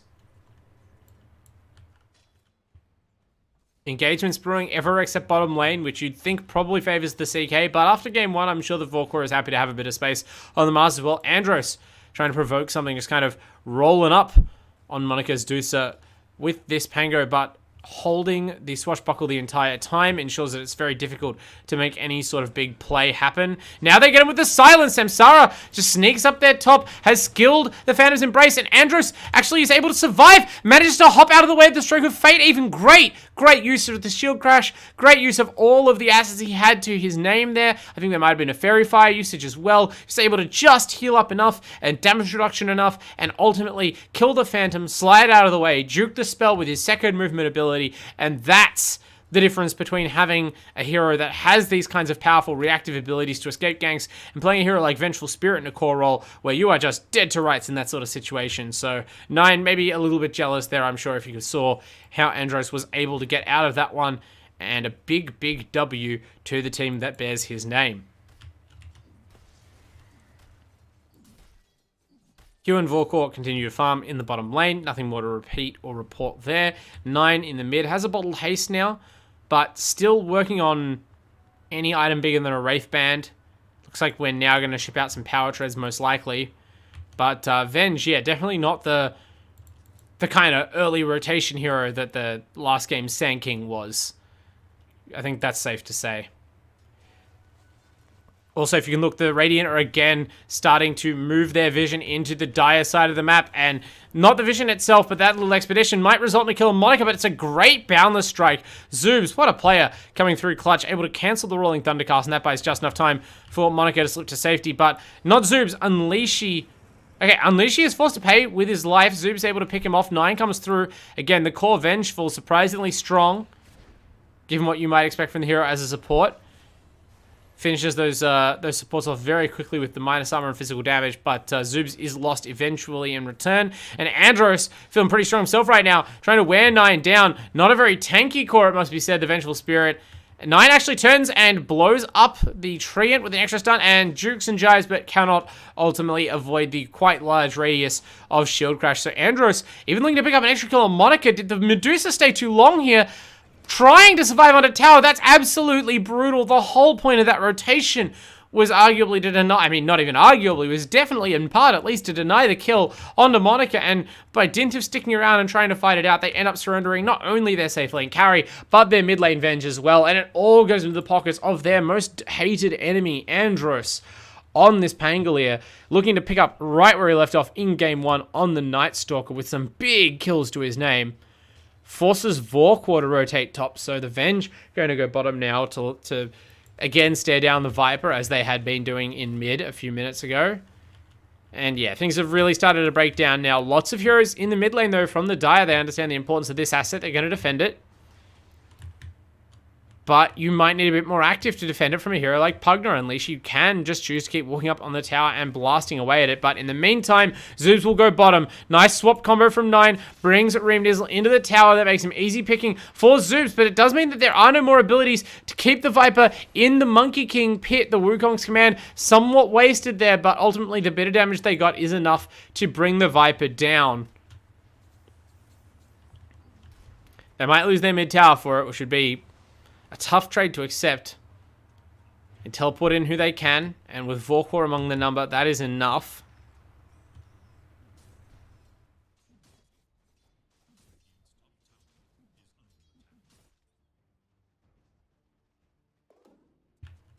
Andros now in the bottom lane farming it up. Looking to go that defusal, obviously. This is a lot of the art of Pangolier, right? Like, one half is definitely flashy rolling thunder combos, but the other half is just knowing when to farm, when to fight, because your hero has relatively short cooldowns, and boy, it feels great to press rolling thunder, but it is important to keep up your item progression, as Ream reminds 9, killing the Venge and hurting that item progression. And now, the rolling thunder's still available. Andros is all the way in, gets silenced by the Phantom's Embrace, has to respect things and walk it back a little. Now gets soulbinded, but still hasn't pressed Rolling Thunder. So now with those 2 spells down, I'm sure Andros feels freer than ever if he didn't already to pull the trigger. But the Dire do a good job of vacating their own premises, leaving their triangle. So this Rolling Thunder is going to most likely hit nothing. They're trying to run down Zoobs. And oh, the hop can't avoid Andros. He's close enough to see where the Monkey King goes and seamlessly transitions the Rolling Thunder into that tree instead. Zoobs did the best he could, but it's not good enough. Goes down. In the end, it is just a support, so you could argue a little bit of space being created there, but it is space for the CK as well, who continues to maintain a lead, albeit slight, over the Deucer. Check out that net worth just to verify, and yeah, you can see, actually no, yeah, the Deucer is slightly ahead of the CK rather, but the Pangolier and the Viper ahead of the Deucer. In the Viper's case, well ahead, 500 gold here at 13 minutes. This is the kind of lead that UoAndros proved that they can snowball pretty effortlessly in game 1, so I would be concerned if I didn't have a strong game plan for taking control of things back on the side of LooneyMelb.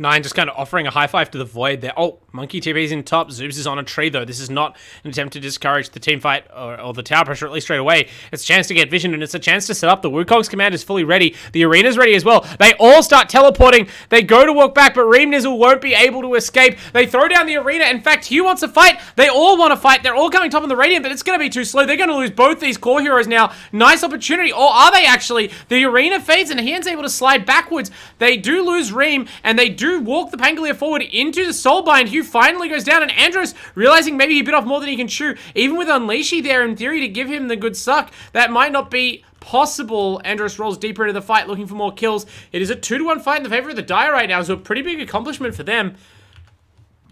Really nice spell usage, and also a little bit of overconfidence, perhaps, from the side of UoAndros. A rare mistake in this series, but they kind of pulled the trigger on that team fight way too early, and Hugh, in particular, seemed very eager to fight. Like, that's one of those situations where they're probably not just making an opportunistic two-hero play on your mid-Viper if you're pushing the tower. I suppose the Chaos Knight was standing out of sight for most of that, so perhaps it was one of those instances where you thought that they only thought there was one Viper hero up there, but just as the Dire, just as LooneyMelb respected the possibility of multiple Radiant heroes, so they probably should have respected the chance of a full team rotation. Well, speaking of brazen rotations, Toph walks in the mid lane and just overgrowths 9. Says, you can't be here. Just exactly. Walks up and just says hello in all chat. Just walks up the hill and ultimates 9. I suppose as a mid laner, you feel, again, confident, but this is not just any mid laner, right? The Vengeful Spirit, even if you had a chance to escape before the after the end of that entangle for a moment, you're not going anywhere. You didn't even have a hero there to swap in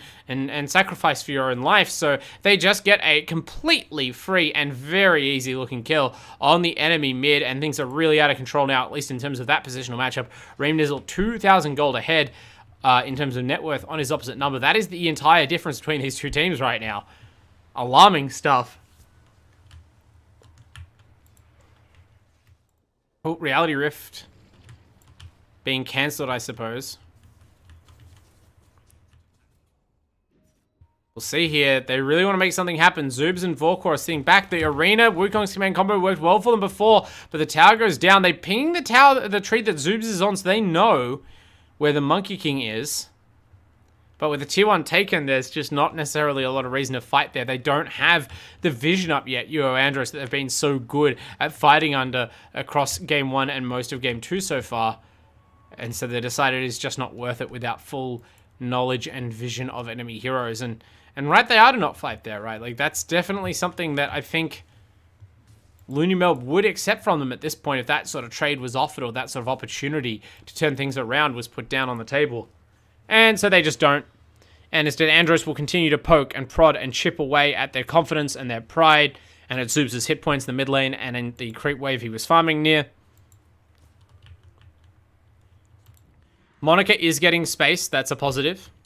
But still a ways off even this Manta style, and Medusa really, the first 2 items at least are just for farming, you'd say, more or less. You definitely want to get 3 items, even 4 items before you're comfortable showing up to fights or seeking them out with your team. And yeah, Monica's just going to have to keep working away at that. At least you can take comfort that this Chaos Knight is, again, kind of being hung out to dry. Keeping up with the other cores, but definitely as like a third cousin. They're definitely not one of the 2 primary farmers of this team, despite being given priority in that safe lane as Andros lurks behind the mid-Viper, this time as the big threat.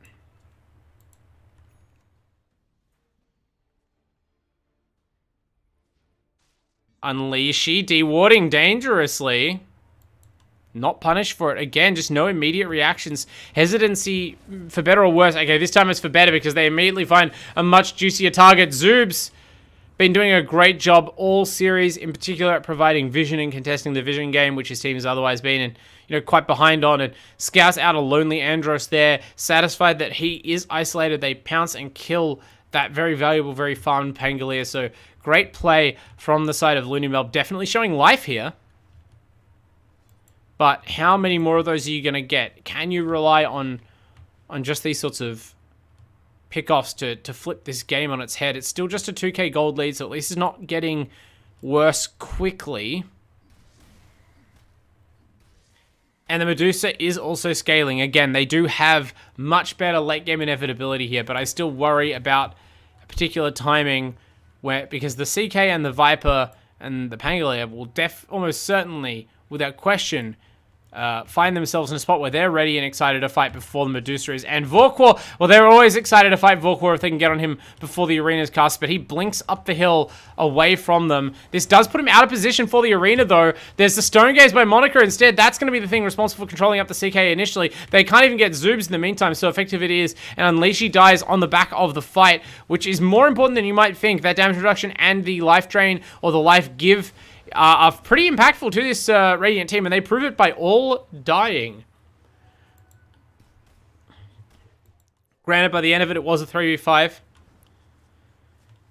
But that's a big win.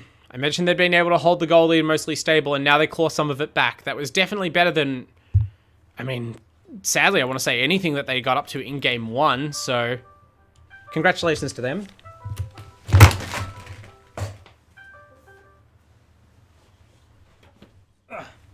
Apologies. So, as I was saying, 9 in the mid lane now on the Vengeful. And pushing away at this creep wave. On bottom lane, this looks like there's a tower defense happening. And yep. Maybe not yet, but okay, it's just a tower siege happening. They're actually not defending. Instead, they're smoking the Medusa. This is such a better play. And again, this time at least there's vision of it. They managed to scout the smoke thanks to 9 moving across. So now it looks like they will defend their tower at bottom lane. Andros is going to be the first one in, and they're going to take that opportunity again. Slight overconfidence. I think that's the second time this game that we've seen a Radiant hero just kind of wander forward a little bit. Just gets, I'm not going to say gets a bit lost in the game, because the team were showing up. You can see Hughes there. The whole team was just a couple of steps behind, but the decisiveness, we saw a little bit of it at the end of last game. Vorkwar definitely feels himself on this Mars. Definitely a veteran player of the hero. Understands how to make the most of those decisive initiations, and as opposed to the end of last game, when just exploding one hero really wasn't enough to get them back into things, this game, it more than is. And, you know, Toph can throw a little bit of a taunt here back and forth and act like this is still game 1, which was just a complete stomp start to finish. But that's not been the case so far here in game 2. There are much more signs of life for the LooneyMelb lineup. And UoAndros have to be careful about how many of these kills they just give away like that. Especially on their big star core player. I mean, Andros definitely is taking more of a backseat this game, at least so far on the Pangolier, not being the, you know, the front runner on farm and in kills like he was on the Night Stalker, but even still, not the hero you want to be dying if at all possible. And I mean, that's the hero that they're targeting so far. He's as vulnerable as anyone. If Vorkwar just snaps off that really quick Spear Arena combo, there's no time to cast a Rolling Thunder, and I don't know if he had the shard for roll up available, but didn't get that off either. Does have it now, though, and will definitely be vigilant for such deaths in the future. That smoke's immediately scouted. Zoobs is so good. They must see him break it, and they must realize instantly that he was up there. But he just jumped up on that tree and then just jumped away. So clean. I don't think that smoke was even under vision. Maybe they were seen in the mid lane or something, but I think that was just some intuition and a bit of good luck, and immediately realizes what's up and departs. So this Monkey King support has been so valuable. They truly did. They identified, as I'd said I'd hoped in game 1 that they would think more about the vision as an explicit component of their draft in game 2 and give themselves some more tools. And they have done so, and again finds 2 heroes with the tree vision. Immediate jump by Vorkwar. Look at the difference between a Mars with the vision advantage and a Mars when his team has no vision spells, is operating under Night Stalker Darkness, and is getting heavily outwarded. This game, they've done a great job of mostly defending their territory. And, you know, there's this one deep Radiant Ward, but it didn't really lead them to a great team fight thus far. And wherever this Monkey King goes, they have vision superiority, and it's turning into kills. Kill after kill after kill being won here as they start to build momentum on the side of LooneyMelb. Could we get a game 3 after all? They're definitely working on a gold lead. You can see how that gold lead has been built, just a couple of these fights, and now they're going to take down this mid tower, expanding on that lead. They're actually at a pretty considerable tower disadvantage until recently, so the fact that they've kept up in gold is an even bigger win in light of that. And it seems like they're, you know, last game I said it almost worked out for UoAndros to sack Hugh on the Chaos Knight, just because the Chaos Knight is not the hero that's going to be strong first. So they were able to use earlier timings on the heroes that were doing well to take control of the game and then catch up on the CK as insurance. This game, it is the CK leading the way for them and the Viper, but those heroes just take a little bit longer to come online than, say, the Pangolier would. So it seems as though they've been forced into a more passive role by their own draft here. And I'm sure that there will come a time when these hero picks do start to shine more brightly, but for now, bit of a farm fiesta for UoAndros, maybe just licking their wounds as well. They did have a pretty considerable change of fate from how the start of the series went. So I can imagine them just sort of taking pause, taking stock for a moment. Would not blame them. Andros still working on that Blink Dagger. It's taking him quite a while here, and it looks like it may take him a while longer. You'd hate to take any more deaths in these fights, but it's past the point where he can really afford to protect himself right now. He is definitely a tertiary core for real this time, not just carrying out of the off lane.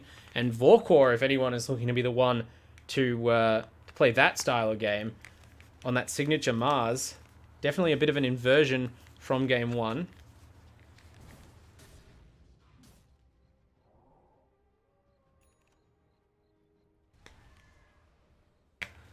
So,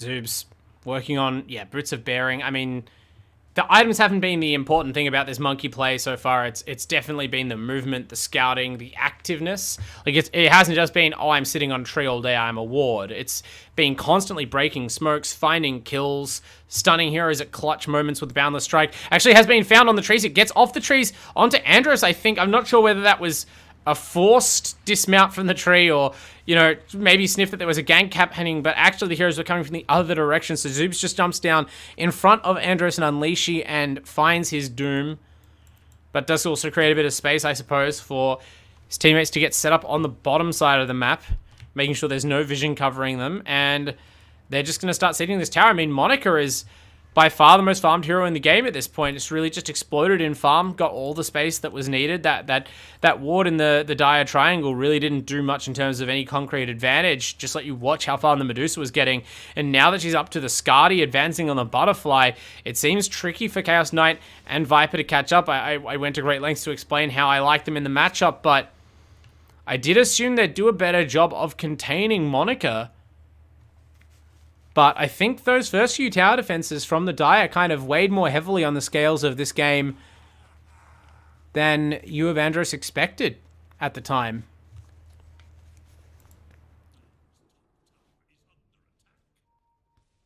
Hugh really has a lot of responsibility in this game so far, has been farming now, has Blink Dagger, BKB, Armlet, building towards, I'm assuming, a Mage Slayer or similar is on his way out. Explodes Samsara instantly. Now goes in deeper. Going to get arrested by the Stone Gaze, as is Andros. But Andros managed to get the Pangolier ball on top of the Deucer, so even gets a free knockback out of that. Does a great job of mostly negating the Stone Gaze. But the Stone Gaze, unfortunately, it's so hard to fully take its impact away from the fight. It forces a disengage from the Chaos Knight, and he can't get back in. And that's already all she wrote. This Medusa, if they're not able to bring her down completely at the start of the fight, then that is by definition an overcommitment, and they completely mop the Radiant up. So this game, the first game, there was so much fighting and fighting and fighting to establish a definitive lead for UoAndros.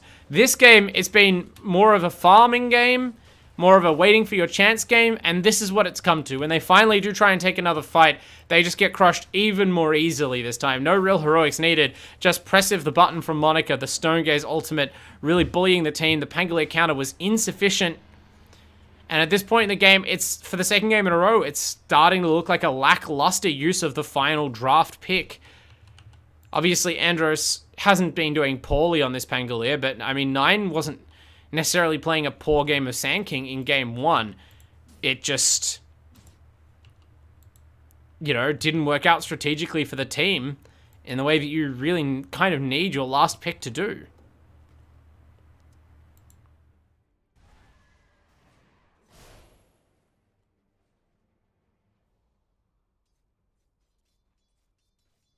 And once again, Look at this gank squad. Look at Zoobs here on the MK. You get the feeling this hero is going to get banned if there is a game 3, because this has definitely been the difference maker. This MK pickup now sporting those boots of bearing, the drums boots that were added somewhat recently. Great item on the hero for support MK. Loves the mobility, loves being able to help the team. And they are scouting the 2 supports, knowing that their own lives are pretty cheap. Making sure that they have a vision advantage.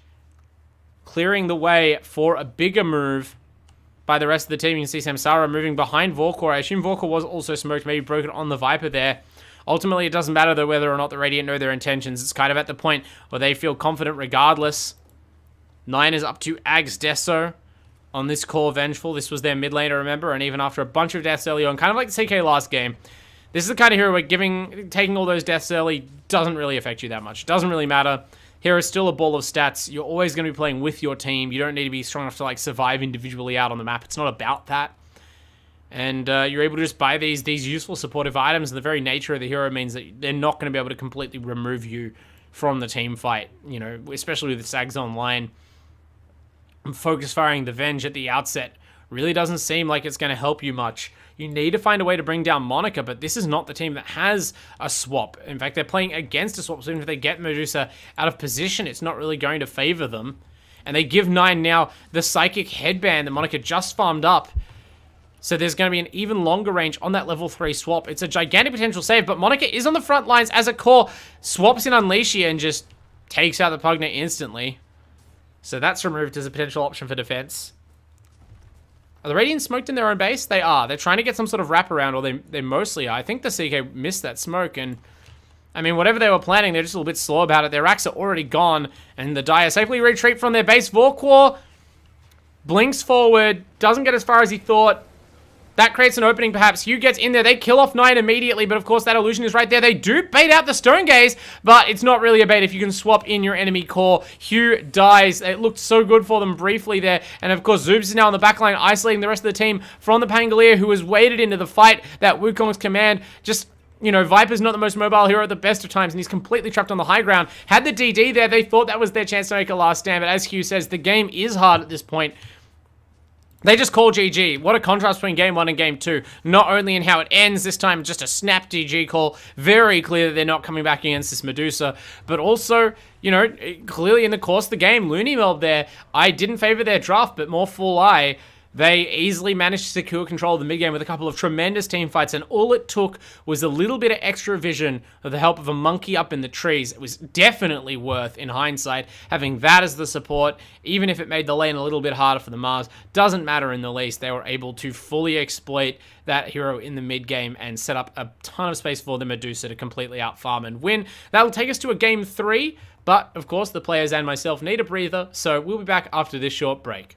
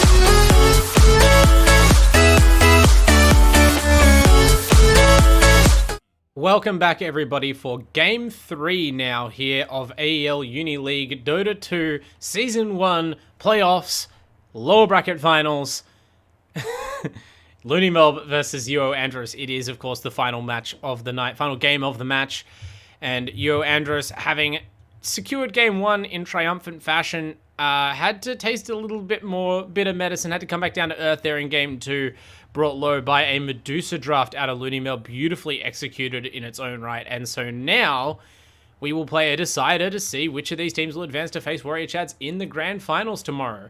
Yeah, that's right, tomorrow. Only a 24-hour gap between these teams, so hopefully this isn't too grueling for them. Obviously, that's usually not a consideration when it comes to Dota players. We're all used to playing big marathons, 12-hour Dota days or something, on the weekends or whenever for tournaments. So likely not to be a question of endurance, perhaps mentally, perhaps in terms of the drafters in particular.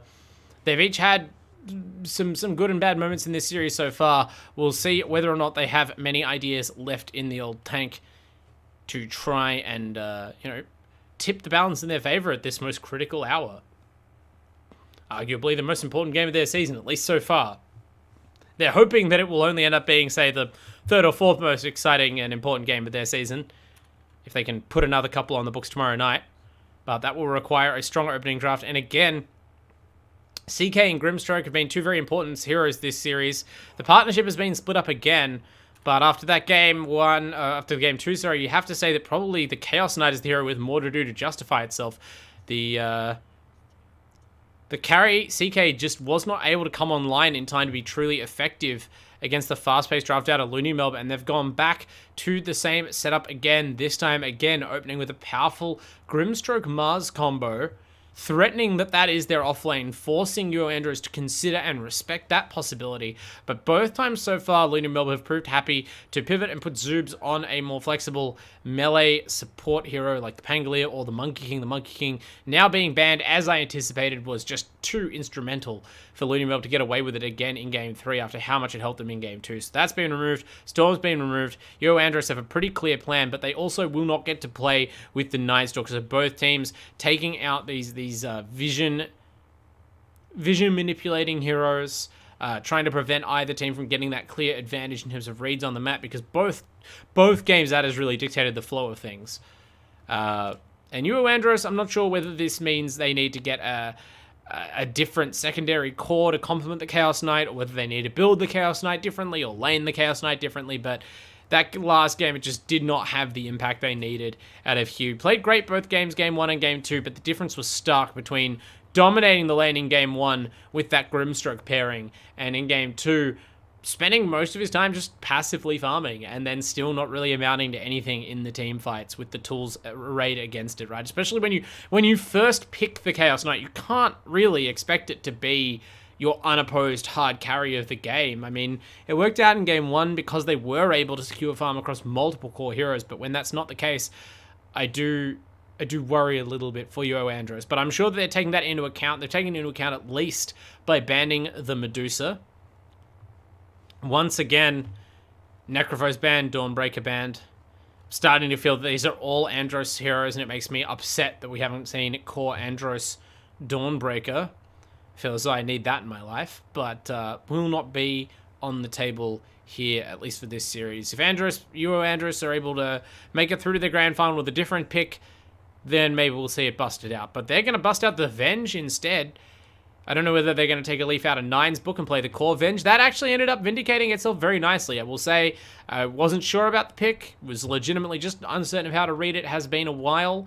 Early game looked rough against the Viper, but as you'd expect, kind of the advantage of playing this kind of less greedy mid laner just kind of came right back into things, and by the end of the game, it doesn't take much out of your mid laner to enable a Medusa, especially when the Medusa has been able to farm basically unopposed for a good chunk of the game. Just adding the aura and the minus armor and the position manipulation of the swap was all it took. A little bit of minus armor from the Deso on top of things.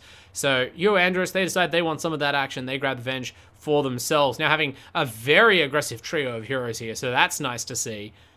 Could even potentially aim for a CK Venge lane. I don't completely hate the idea.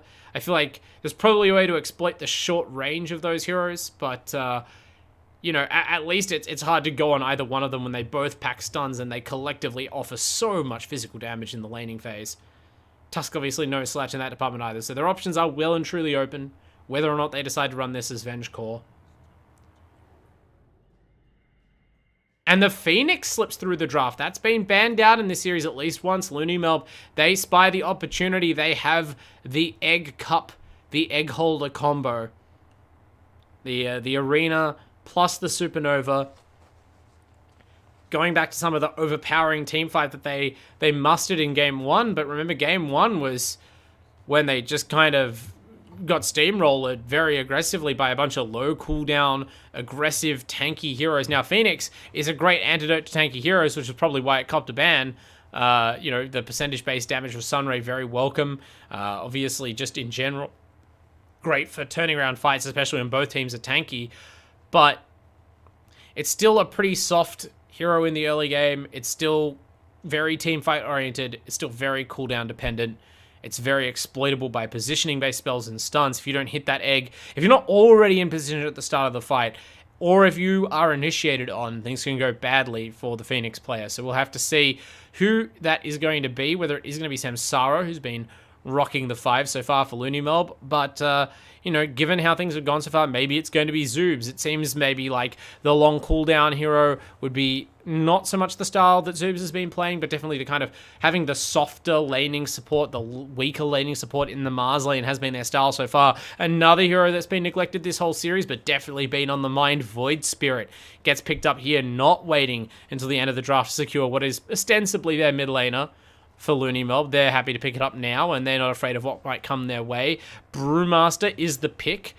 Worked well enough for Reem in Game 1. So UoAndros have been allowed to and have decided to seemingly go back pretty hard to what worked for them in Game 1, right? Like, so far, the only difference is we've substituted a Vengeful Spirit for a Grimstroke, and those obviously aren't quite the same heroes, but it's not as though there was some big Grimstroke Soulbind combo that was truly unique, that was important in the first game, or like they desperately needed the double stun combo. I think Venge Chaos Knight is probably nearly as good in the lane, and certainly if they do decide to put a softer support like the Phoenix in the top lane with the Mars, it could get dicey depending on how the skill points are allocated, depending on how many of the Phoenix cooldowns you can bait out. You could have the opportunity to once again set back Vorkwar, who really has been, you know, it's obviously the captain and draft of this team, clearly has a big part to play in terms of the in-game shot calling as well. And even if he's not the one calling the shots, his hero has to be the one making them in most cases. So winning that lane is so crucial, and it's good to see them invest in it with some more fighting supports for UoAndros. Wouldn't even mind them rotating some heroes over early as they did in the previous game. Now they are going to go back and try and secure their off lane, which has been left till the end of the draft. Lots of heroes available. They ban Juggernaut. LooneyMelb remove Pudge and Sand King. So this is the Andros show, as you'd expect at the University of Andros. Andros finally being given full draft priority to pick his hero absolutely dead last, and both teams banning around it. Unless this is a bait and switch and it's going to be offlane Venge or offlane Brew, but we'll have to see. Pangolier doesn't do quite as well in this game, even though that's still on the table. Yeah, you feel as though against Phoenix and Void, and especially the Grimstroke, picking the Pango into the Grimstroke really didn't work out for them. I don't know if they'll be brave enough to try that again. So what else is on the table? Timbersaw seems questionable. Again, here, lots of evasive heroes, lots of heroes that are capable of kind of making his contribution less relevant, just being off the map for a few seconds while nukes go out. But a lot of other competent offlaners are removed from the game, and now the PL's being picked up. I wonder whether they can get away with something like an offlane Death Prophet, because it does feel like the opportunity might be there to really bulldoze some towers early on, but they go not quite for that. The offlane, I'd assume Bloodseeker, definitely a carry out of the offlane kind of pick. Andros snaps that one off. Not much hesitation at all. So whether that's because that's a preferred Phantom Lancer counter that they're pouncing on after seeing Monica's pick, or whether it's because they just had this pick in mind all along, whether this is a pocket strat they're busting out. It's hard to say, but that's the pick they're going for. That's going to be the pick that Andros and the University of Andros as a whole are relying on to push them over the line out of this difficult matchup with LooneyMelb and into the grand finals tomorrow night. All the chips are down now. All that remains is to play this game out, and it's been a thrilling series so far. I'm really excited to see what these two teams can do. We will find out soon enough.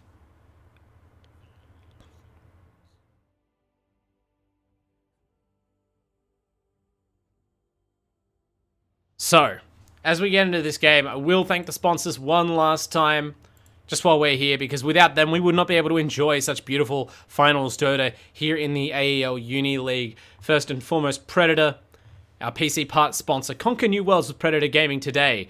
Predator are the gaming PC partner of the AEL, so conquer new worlds with them and no one else. They put power and precision in your hands to elevate your gaming experience in every way. So thank you, Predator, for delivering quality and performance across all of your products and parts.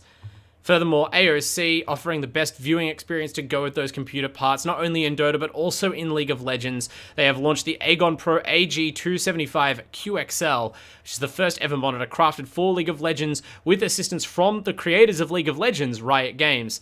So, if, again, you are a LoL enjoyer, like good old Monica... Where are we? I've lost track of the carry player at the worst possible time. A LoL enjoyer, then you can purchase the Aegon Pro AG275 QXL at au.aoc.com today and experience all of the optimizations that it possesses for games of this genre. Furthermore, you can also check out Rig, what it takes to win. Their headsets deliver superior audio for competitive gamers and streamers at all levels, so join the Rig team to enhance your gaming experience. I don't really know what other enhancements you could have to this gaming experience, but maybe you aren't participating in the AEL Uni League playoffs, so you need a little bit of an extra hit, and getting some nice audio quality would provide that. These players do not necessarily need it. I'm sure they're taking advantage of the bounty of our sponsors, but they are living the dream right now. They are in it. They are live in an elimination game in the lower bracket finals. Game 3 of the series. Vorkor and company have dragged it back. They have to be riding high off that Game 2 win. So hopefully that emotional momentum can carry them through, but let's not forget how scary UoAndros looked in Game 2, and it feels as though, I mean, I admit I tipped them for Game 2 and they lost, but this draft does seem like they have tried to course correct. The last game, it seems like they felt they weren't able to contain Monica, kind of just ran away with things on the Medusa. This time, they have gone for a more active draft. It will be interesting to see how this Bloodseeker Tusk lane goes into PL Grimstroke. Not a laning setup I can admit to having cast before. I'm not certain whether they feel like that was a big win for them or whether the real impact of this Bloodseeker hero comes later on. Certainly, it's going to be very useful for running down Nine's hero and taking away Nine's influence in the game as a Void Spirit. Just kind of a neat counter to these elusive Spirit heroes, are very spell-dependent. And very movement-dependent as well, obviously. You just slap a Rupture on him, and that Astral Steps kind of ceases to be an impactful teamfight spell unless you want to give up your life to use it. And straight into things with the Blood Right in the top lane.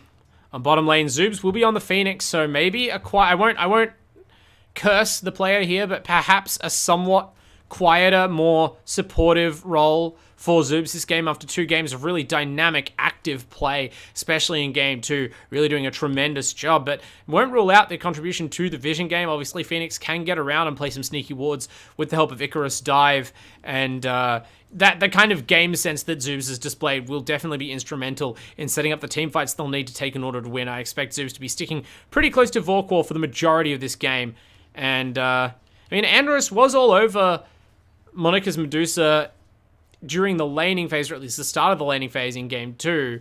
It was more that the lane, they weren't able to sustain that kind of pressure after the lane broke up. They had some deep wards up in the triangle they intended to keep the pressure on.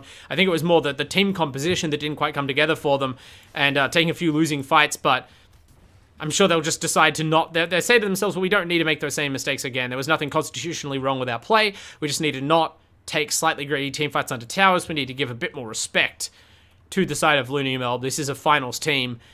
We need to take them seriously. We need to not give them easy chances to build a lead on us.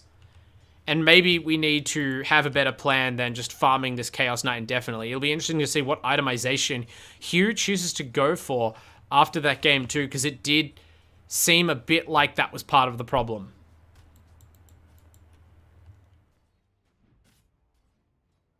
So far, though, no problems for them. Smooth sailing. Bloodseeker getting tons of farm up in the top lane, as you'd expect for Andros and Reem. Similarly, taking charge in the mid. 9 able to secure that room with the help of the Remnant. Reem not quite able to fully wait out the duration, so just eat the nuke instead. And Void Spirit did secure the water rune there. No bottle up yet for the Brewmaster, who, will be shipping it out very soon. But that's going to certainly help 9 scale into this mid lane matchup more, and I imagine that at some point we'll probably take control of it unless there is a rotation. There was a really helpful rotation to the mid lane in game 1 when Reem was on his brew by the Grimstroke. This time it would probably be Unleashy on the Tusk, who you'd expect to be making that sort of play, but Venge is also capable, and again, having a second more dynamic support could be the difference maker here that puts Andros back on a winning footing. It's the University of Andros, the team, but also Andros, the player. Zoob's able to swoop away from that one. But Andros is the one who secures first blood. I bet on the wrong horse. Monica trades immediately for Unleashy, but that was narrowly a first blood to the side of Andros, of University of Andros, killing off Samsara's Grimstroke. Not the most consequential kill, both carries staying alive, both carries picking up a kill bounding on the enemy support, but at the bottom lane, the Phoenix not dying is helping Vorkor stick around, and a lot of resources have been expended here on the side of the die. You can see it's the Mars effect, right? He just wears down opposing laners, and in this case, also Toph on the support, although the regen is there, might choose this opportune moment to salve up the Chaos Knight if need be. In the mid lane, meanwhile, as expected, you're starting to see 9 fly way back into the lane. Might be the most even matchup between the two yet. We'll continue to keep an eye on things as these mid laners approach their ultimates. In particular, you imagine Void Spirit might want to try and utilize his lower cooldown. Also has to worry about Andros if it comes to a larger teamfight engagement and waits too long. Andros not worried about anything, running down Samsara again. The tag team plus the Bloodseeker's constant physical damage and move speed is too much for this squishy Grim. And down the bottom lane, Hugh is actually really taking some fire from Zoobs. He's going to go down. It will cost the Phoenix his life, but Zoobs just keeps finding ways to make a difference on this support. Really been impressed all series by his play, and obviously that was a team effort, but Vorkor and Zoobs on the Phoenix do bring down the CK. Nothing that Toph can do about it. Even though it was some nice jukes on the Fire Spirits there. So this Chaos Knight hero, it's interesting. It's sort of, I've seen this in a couple of series of late. It's obviously what happens when your hero becomes the focal point of a patch, especially when you are a safe laner and not like a hero like Mars, whose whole purpose is to kind of be untouchable in the lane. But this hero does get exploited quite a lot in terms of its timings and its laning phase, even for a hero that's supposedly quite strong in that spot, enough so that you can first pick it. Teams find a way.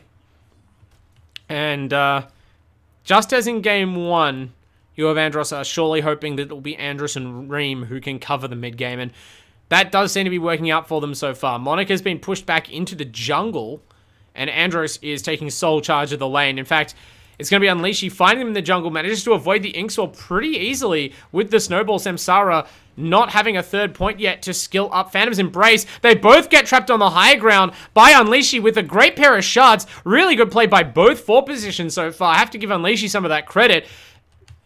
And, okay. Bit of a claimed misclick at bottom lane. Not sure what happened there, but what happened at top is that Andros gets a double kill. I mean, Andros gets the kill credit, but really, we know that was Unleashy's double. Found the heroes in the jungle, outplayed the Inkswell, that's a long cooldown ability, calls over the Bloodseeker from the lane, sets it up with baits them onto the ramp for a perfect double hero Ice Shards block, and that's all of the start this Bloodseeker need. I'm sure, okay, it doesn't even have an Orb of Corrosion, so not even really investing item-wise into dominating this lane, although what's flying out on the courier? Nope, just scrolls. So Andros is taking very seriously his role as the probable carry this game, at least for the first part of things. 9 seemingly was able to force out a Brewmaster split there with the help of a Haste Rune, but it's going to be pressure on the mid lane tower, even if it's not a kill for Reem, and it is a kill for Hugh in the bottom lane, getting some revenge on Vorkor. So again, the benefits of having a more powerful support, a more powerful killing support, are evident here. The Chaos Knight is able to clap back a little bit, and, contest this lane, get what he needs to, work towards that crucial armlet, and then so long as these other two cores on the team are strong enough, it won't matter that he's had a somewhat difficult early game. Unleashy having a bit of a difficult time in the mid lane, but 9 can't quite finish that kill. It's a nice little snowball. 9 thought that he was the target. It ended up being the mid lane, and it won't save his life, but it does bait the Void Spirit into sticking around long enough that Andros makes that fateful TP to the mid lane, and makes the first of what I'm sure he expects will be many Ravage casts onto the Void Spirit. That's a secured kill on 9, leads to a secured kill on Samsara. A lot of pings coming out, but they're friendly. And yeah, that was as concise a statement of the game plan for UoAndros here in Game 3 that you could possibly ask for. Early aggression by the Tusk forces a commitment and an engagement from the mid laner, and then the Bloodseeker appears, takes 9 just completely out of the fight. No real way to outplay that.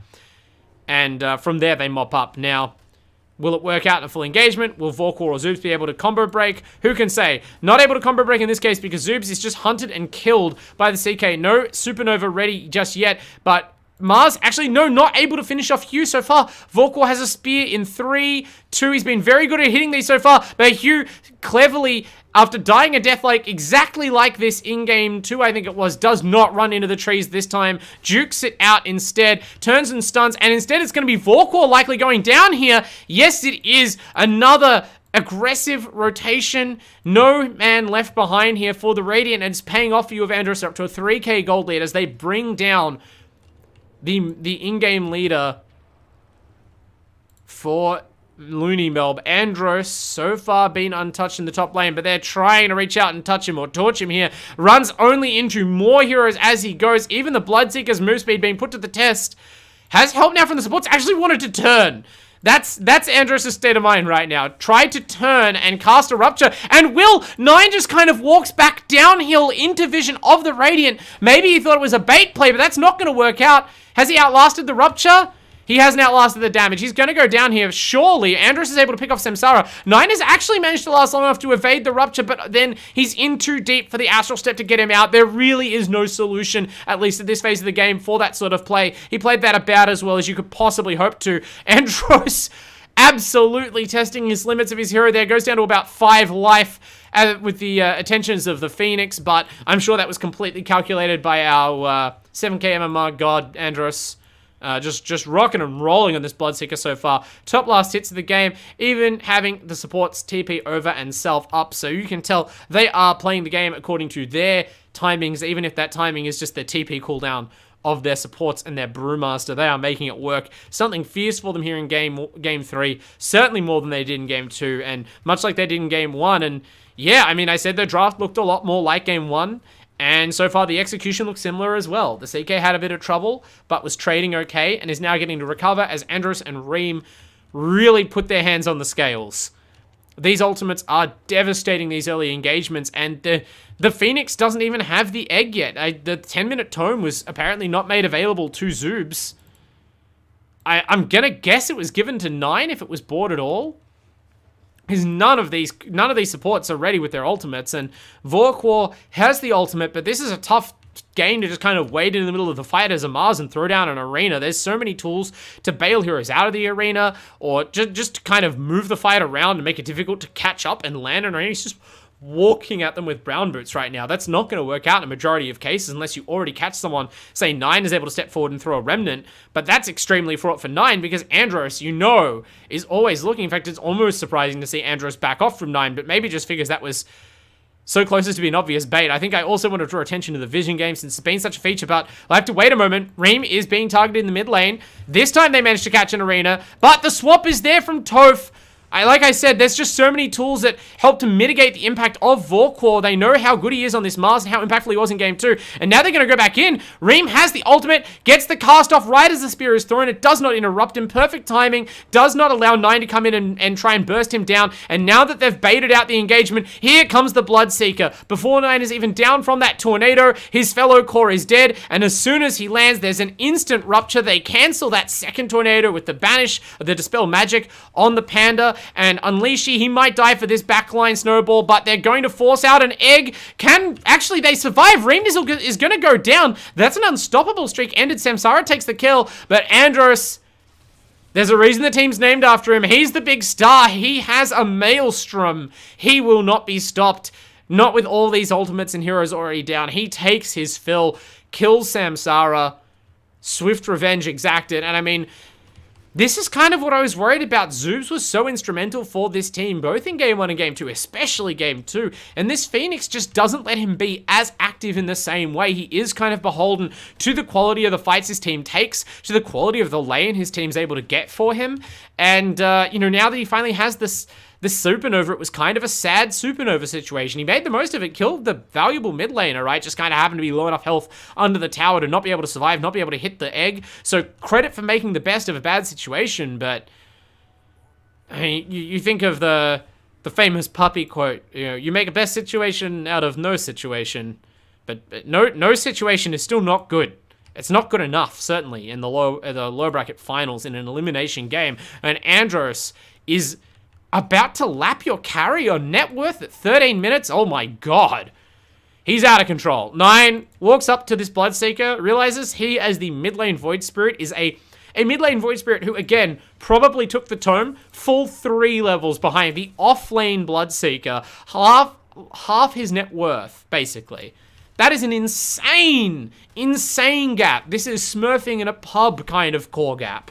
And obviously that's not just like, oh, core gap in terms of skill, but just the way that the chips have fallen in these fights. It's been Andros just gobbling up all of the benefits, drawing all of the gold into himself. And fortunately for his team, this is a hero where you can be fully satisfied with that. He's going to pick up this BKB, and he is just menacing chunks of the map. He is taking so much territory, so much attention away from the Dire, or rather taking attention away from his team, the attention of the Dire, and Reem Nizzle and Hugh are going to thrive from that. You see the Brew hanging out in the mid lane with the ult ready, trying to bait the initiation. This time the spear will connect in time, but the swap is there. Of course, the swap is there. They knew which way the spear would have to be coming from, and they fully bait this engagement. The egg is down inside the arena. There's Dire Heroes inside the arena as well. They do bring the egg down. I thought they were going to have some trouble there, but they have just enough auto attacks. It was pretty slow, but they do bring down the Phoenix, and this could be the start of a beautiful team fight for them. Andros arrives as well, so that's the middle of her beautiful team fight. This time, for once, the Rupture is not on the Void Spirit because he was already dead, so it's Monica instead who feels this rough. There's a buyback from 9 to try and make that count, one rare opportunity to get in there and fight unhindered, but you're hindered by the loss of your team. They're already dead, and it's a swift retreat in spite of those buybacks. Zoob's also bought back. They both avoid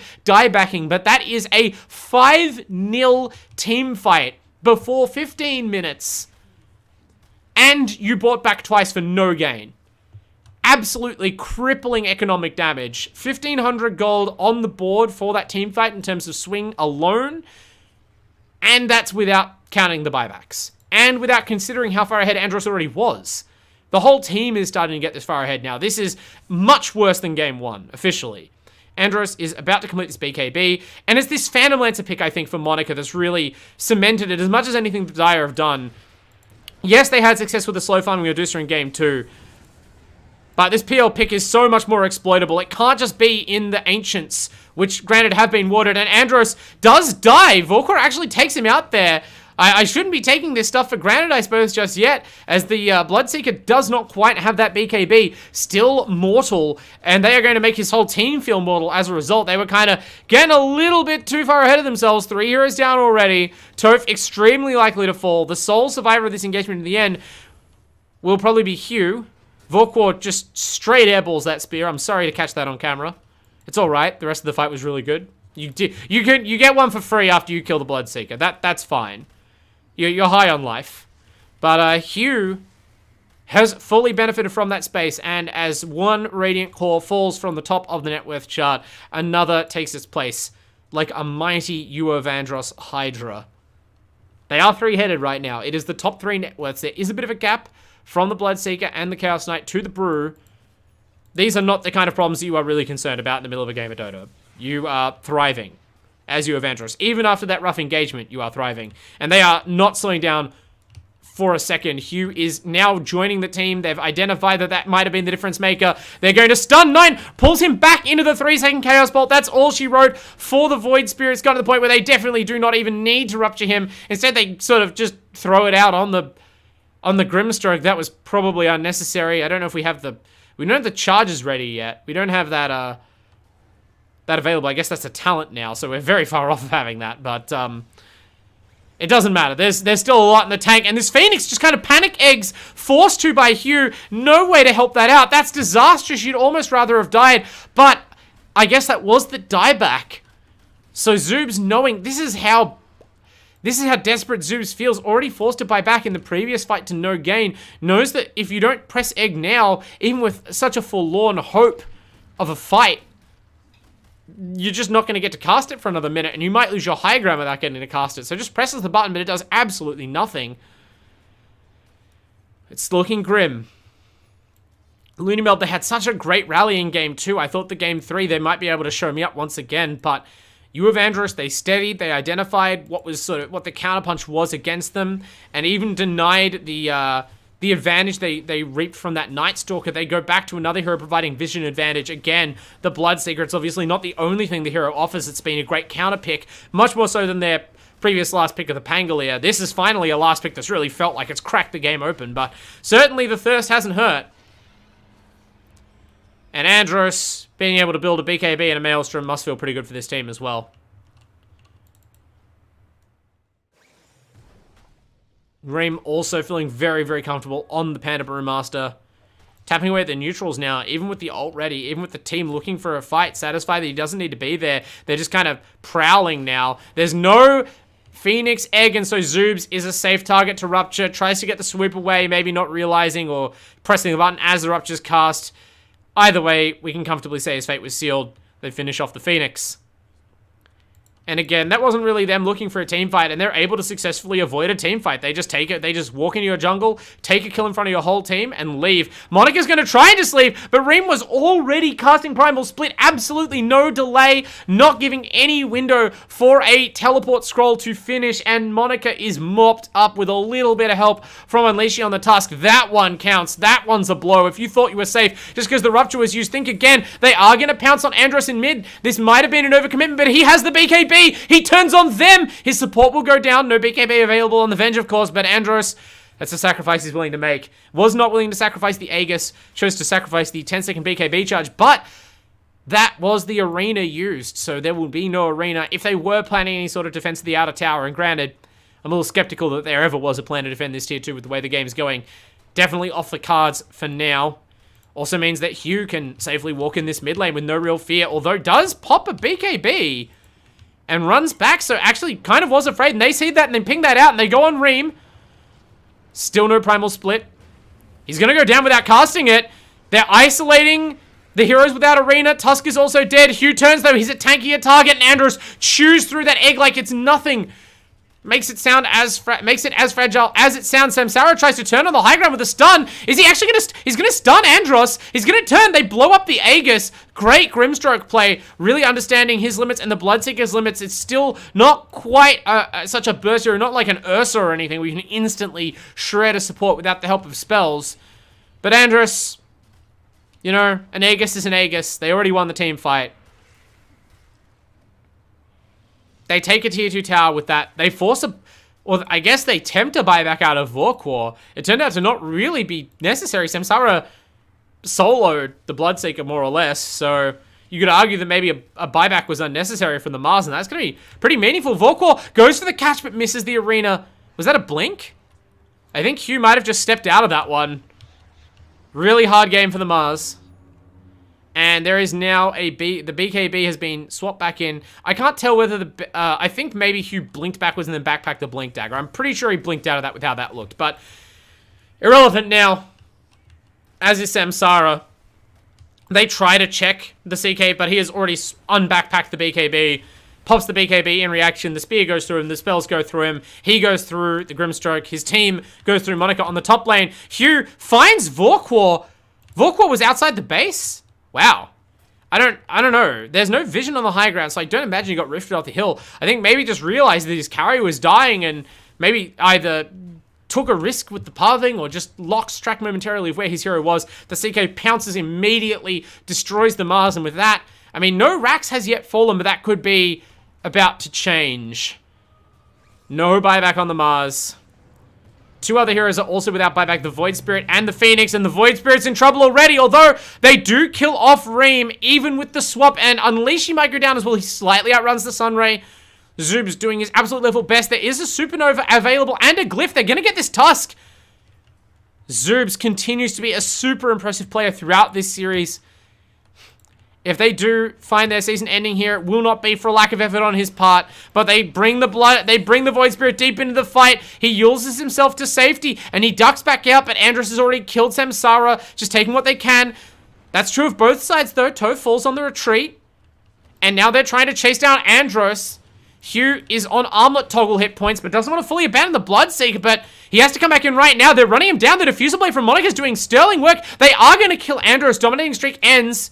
Hugh threw the Phantasm, but realized there was nothing you could ultimately do to help his heroes. That was actually a huge base defense. No additional buybacks. And just because they were able to... They slightly overextended Reem. It's been a bit of a difficult game, a real tenterhooks kind of thing this whole time. They've been baiting consistently with the Brewmaster and relying on the swap from the Vengeful Spirit to bail him out. And that time, as well as the prior time, it just wasn't quite there quick enough. There were too many dots. It was about a half second too slow. Reem dies, doesn't get the split off, and at that point the team, they were so overcommitted to hounding the Dire back into their fountain, they're forced to retreat through a glyphed tower. They lose more heroes, and at that point they are vulnerable to getting mopped up. So a really excellent base defense, and they take advantage of a rare mistake from UoAndros, but this will not change the tune. The UoAndros boys are straight back into it. They have another primal split. They have found Vorkor on the Mars. He has no buyback. He does have a Bulwark. They toss him up in the air, which buys his team time to reinforce and lets him have his blink cooldown back. There's no fall damage on the Brewmaster Tornado as there is on Yule's, so ultimately that kill turns into nothing. And that's a primal split used. No, doesn't even have the primal split charges yet. Does not have the Ag Scepter. I'm not sure if they're maybe relying on getting him that off Roche. But, yeah, again, certainly not a bad position. It is still a 13k gold lead, but if we check the win graph for the first time this series, yeah, the win graph is still a solid 90-ish% in the favor of UoAndros. But you could see also that the golden experience, they took a little dip. And we also saw that when Andros was isolated, without his BKB especially, they were not afraid to dive on him, and they were able to isolate and kill him pretty quickly. Like, this Bloodseeker, he has now completed a Glypnir. He's doing his best to build in a way that counters the PL, but he's not quite there yet, and I have to imagine that PL can eventually just outscale him. I don't imagine Bloodseeker puts out enough AoE damage to combat PL with a heart. We'll have to see, I guess, if it gets that far. Team's having a great fight right now. 9 actually survives a rupture finally. It's at the cost of his support, as always. Samsara going down. Still trying to survive. Still covered in dots. This time, it is the Vessel. So, 9 just going to play no part in this fight. And they've Glepnired Monica. Monica was trying to screen the team's retreat. This time, it is the Dire who are going to be caught on their way out and fully routed. Decimated, even. Vorkor is killed as well as they continue to just chase forward, blink up the hill from the CK. I think he got Tornado cancelled by Reem Nizzle at the end of the ultimate, but that was great stuff. They're just making this game so miserable for 9, as they have for most of this series. It's not even been that 9's played badly, it's that he's not being allowed to play. And that has definitely paid off here in Game 3, as it did in Game 1. He's going to go back in now, try and make the most of it, but can't even land the Inkswell. He's going to get immediately Rally Rifted back in and Glypnired for his troubles. It is doing the work of distracting them from the racks. It's dragging them back into the tier 4s, but you can't... How many magic tricks can you pull off in a row, actually? The huge heal from the Grimstroke Shard is going to keep him alive. Zoobs is back up. Monica is back up. Andros puts out a bit of a help ping, insisting the team fall back. Reem has another ultimate, which is proving helpful. I think he must have completed the Ags to get that charge. That and maybe that alone is going to make the difference between another very costly retreat from the base and a retreat in good order. This time, though, they do get the racks. This time, they do manage to sleep away without expending lives cheaply. Really, really nice defensive play from 9 and from Samsara there to try and create that situation. But again, at some point, the weight of all this gold differential is just going to lean down too hard on those scales. Individual playmaking can only recover so much of that difference, especially with the heroes they have. Unleash looking to prove that, and he has support, actually. I didn't see Andros lurking to the bottom of the screen. They punish 9 for his audacity before there is no Fountain or Tier 4 to retreat to this time. No Grimstroke Cleanse to bail him out. They're going to get a retaliatory kill on the Vengeful Spirit, but that's a mid for a support. Doesn't feel great. You have to imagine that they are going to either go straight back into the base or set up on Roche. Maybe set up on Roche, given that this is the, deciding game of an elimination final, and they've had a little bit of trouble the last couple of high ground expeditions. This is the kind of thing that happens when you have all melee cores. But, and especially when your opponents have such powerful team fighting spells and such good hit and run, so like that, you can't really sit there and melee attack towers when Phoenix and Mars and Void and Grimstroke are all sitting there watching you and they have a PL to chase you out of the base. So it's not as though I disagree with how UoAndros have been playing, but it has been made tricky for them. Nevertheless, they are grinding down all resistance here. LooneyMelb looking to be on their last legs. The win percent graph is up to 98% as the net worth continues to rise in their favor as well. The PL is about a large creep behind the third richest core on the side of the Radiant. Finally overtakes the Brew, but a long way to go to catch up to the Bloodseeker, and then the CK is even another half a thousand gold ahead. Has that Mage Slayer up again, really values that seemingly on the Chaos Knight. I don't blame him. I think it's a cool item. The illusions apply it, which is... I thought the illusions apply it. The illusions benefit from the magic resistance, certainly, and the extra stats. Stat item's always good on this hero, so, pretty solid choice when your opponents are leaning on stuff like a Phoenix to counteract you. It's, the Phoenix just hasn't had the impact that maybe they were hoping, and it's kind of meant that we've seen a quieter game out of Zubs, really only able to play around the Supernova cooldown or when there's a tower or something to fight around, and finally we see all of the Dire group up. I feel like they've been initiated on in almost every fight, or it's been them trying to start a small-scale engagement and they're getting counted on when Andros or Reem arrives to the fight. So let's see if they can actually sort of move in good order as 5 and take a full engagement, but they move instead of their triangle, and that's not what's being contested because Roshan has been respawned, so Andros and Hugh and company are there taking a bigger objective on the opposite side of the map. The smoke play comes to nothing. They're forced to defend their lanes and get their base in order, and I'm sure they were aware what's happening pretty quickly, but they are powerless to stop it. Now there's an Aegis up on the Chaos Knight, which is a little interesting. Andros has certainly seemed as vulnerable, if not more vulnerable, and is arguably a better carrier, given Chaos Knight is still fairly dependent on his big illusion ultimate. But, it's far from a bad call, and wow, especially as Hugh has completed a full Bloodthorn. Definitely been making use of the farming space allotted him. And after that game too, where the CK never really got off the ground, this has to feel so much better for the carry player of UoAndros. It's just kind of proving that they believe 100% in Hugh's play on this Chaos Knight. And even when it looked pretty firmly beaten in game 2, they go right back to it and have a really strong game. Now Hugh, feeling his strength, goes forward, Reality Rift on 9, brings him low already. Very snappy BKB. BKB allows him to, if not wear off the Rupture, allows him to survive long enough to Astral step back to the tower. They save him with a Bulwark. Nice little play by Vorqual there. Now the team fight's under their tier 4s, but it's not helping them right now. They don't have that glyph available, it seems. And instead, they're going to have to just throw down the arena and fight to the death. Vorqual meets his pretty quickly to get the Venge. Now they mop up the illusion. The Egg and Sunray are both down. That's discouraging any further aggression. A little bit of a retreat from UoAndros. They're taking a ton of damage. Now the glyph comes out, but Hugh is just wearing all those tower shots. It doesn't matter to him. The CK is too tanky. He kills off 9. Now on the backlines, Reem has been isolated. His ultimate ends. It looks like he is pretty much guaranteed to die here. No more charges of Primal Split available. Hugh comes over, riding at the last minute, but the cavalry's here too late. He's charged into his death. He does have an Aegis, but he doesn't have a second BKB charge. He does manage to limp back to his team. Monica maybe could have brought him down deeper in the base, but didn't want to overcommit, and so they're unlikely to get a second kill, and maybe they need to. They need to go for a lot here. It's a nice Grimstroke hold, but Unleash is in at the back. He cuts off the Phoenix's Sunray and his life. Samsara is able to kill Hugh, but Hugh is actually going to go down. Andros is retreating from the fight, but can he get out? No! They turn this completely around. They didn't actually have the juice after all, and staying to finish those buildings, even just one building, did cost them. Was that worth a melee racks? We'll have to see, but it cost them the Aegis. It cost them their entire team. It didn't even cost any buybacks on the side of the Dire from what I could see. I think maybe there was a support buyback if I check carefully. There were a lot of deaths in that fight. Yeah, Phoenix bought back there, and die backed as well. So hard stuff for Zoobs, but that's the second dieback of the game for him on the Phoenix. But this one was much more productive. Again, really great stuff. LooneyMelb seeming to thrive when their backs are against the wall.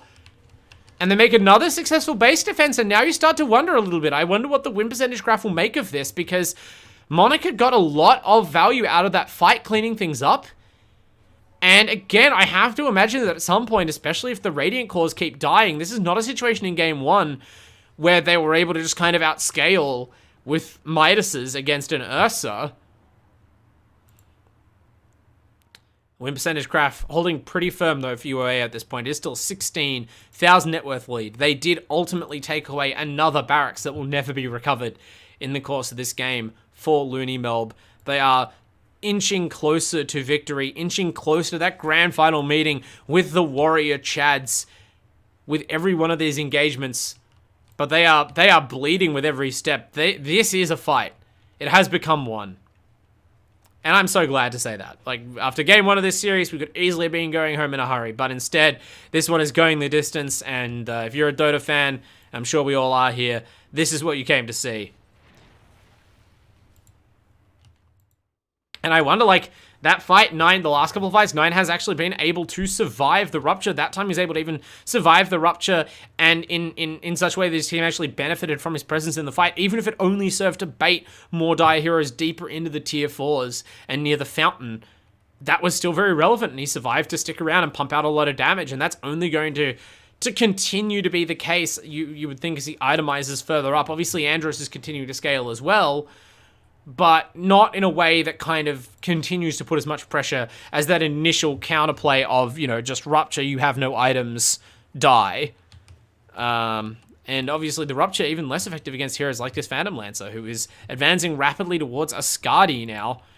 It's been very concerning because they just seem to lack a lot of damage to finish him off. Like, Andros has built this Glypnir, and if they get the jump on him, certainly they can kill the Phantom Lancer. They can kill Monica, right? Especially with the Bloodthorn available, but you know, Monica is just relying on not being caught and has been doing a pretty good job in all 3 games of not being out of position as the carry player. It's just that in game 1 as the Ursa, it didn't really matter so much. This game it definitely does, and it only is going to matter more. This Skadi is going to force them to pay more and more attention to this PL, and it doesn't look like they have the best tools to actually make anything happen. And now 9 is actually getting aggressive, dives out of the base, forces the initiation onto Andros, and forces a BKB. They Rupture him, they Glypnir him, 9 BKBs and TPs away, but they swap him back in. He's still surviving, though, using the spells at his disposal. The BKB allowing him to play around with this Rupture a little bit. It's limiting his impact on the fight, but not cancelling it. Andros dies and buys back, but he has no boots of travel. He's teleporting to an outpost in his own jungle. His team are getting obliterated on the steps. Is this the beginning of the end for UoAndros? A disastrous team fight.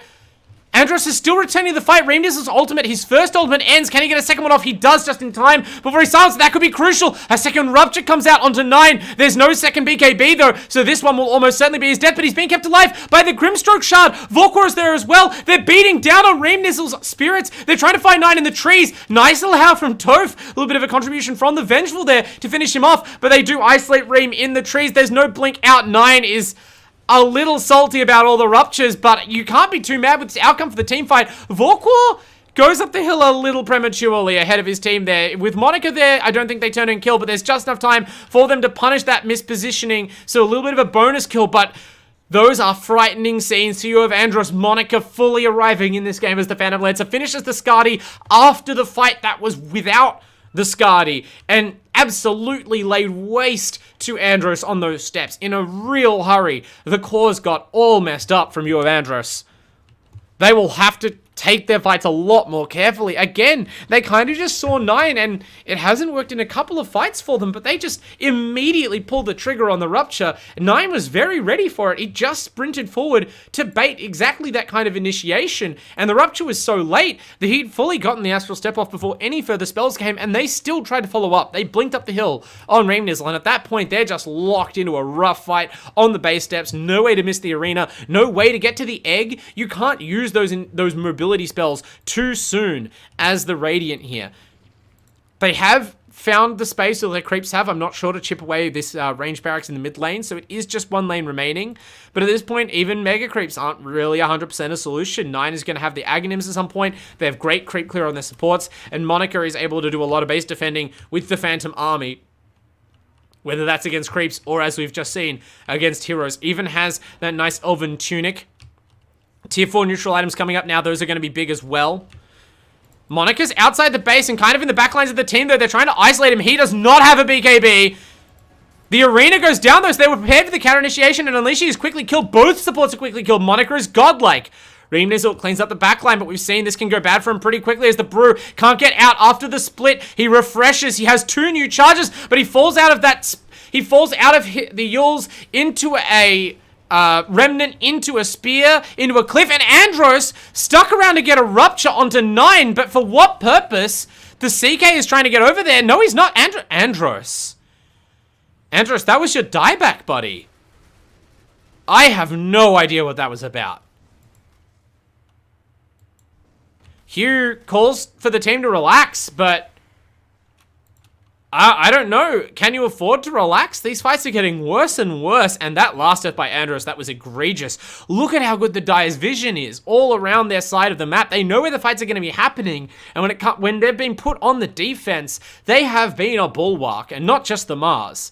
They have done such a good job of spacing themselves out in these fights, of playing around their vision, of really anticipating how the opponents are going to use their spells and making sure that they can minimize the impact. 9 begged them to stop rupturing him, but I think deep down 9 wants them to keep rupturing him because, I mean, especially in that situation, it did not pay off for Andros.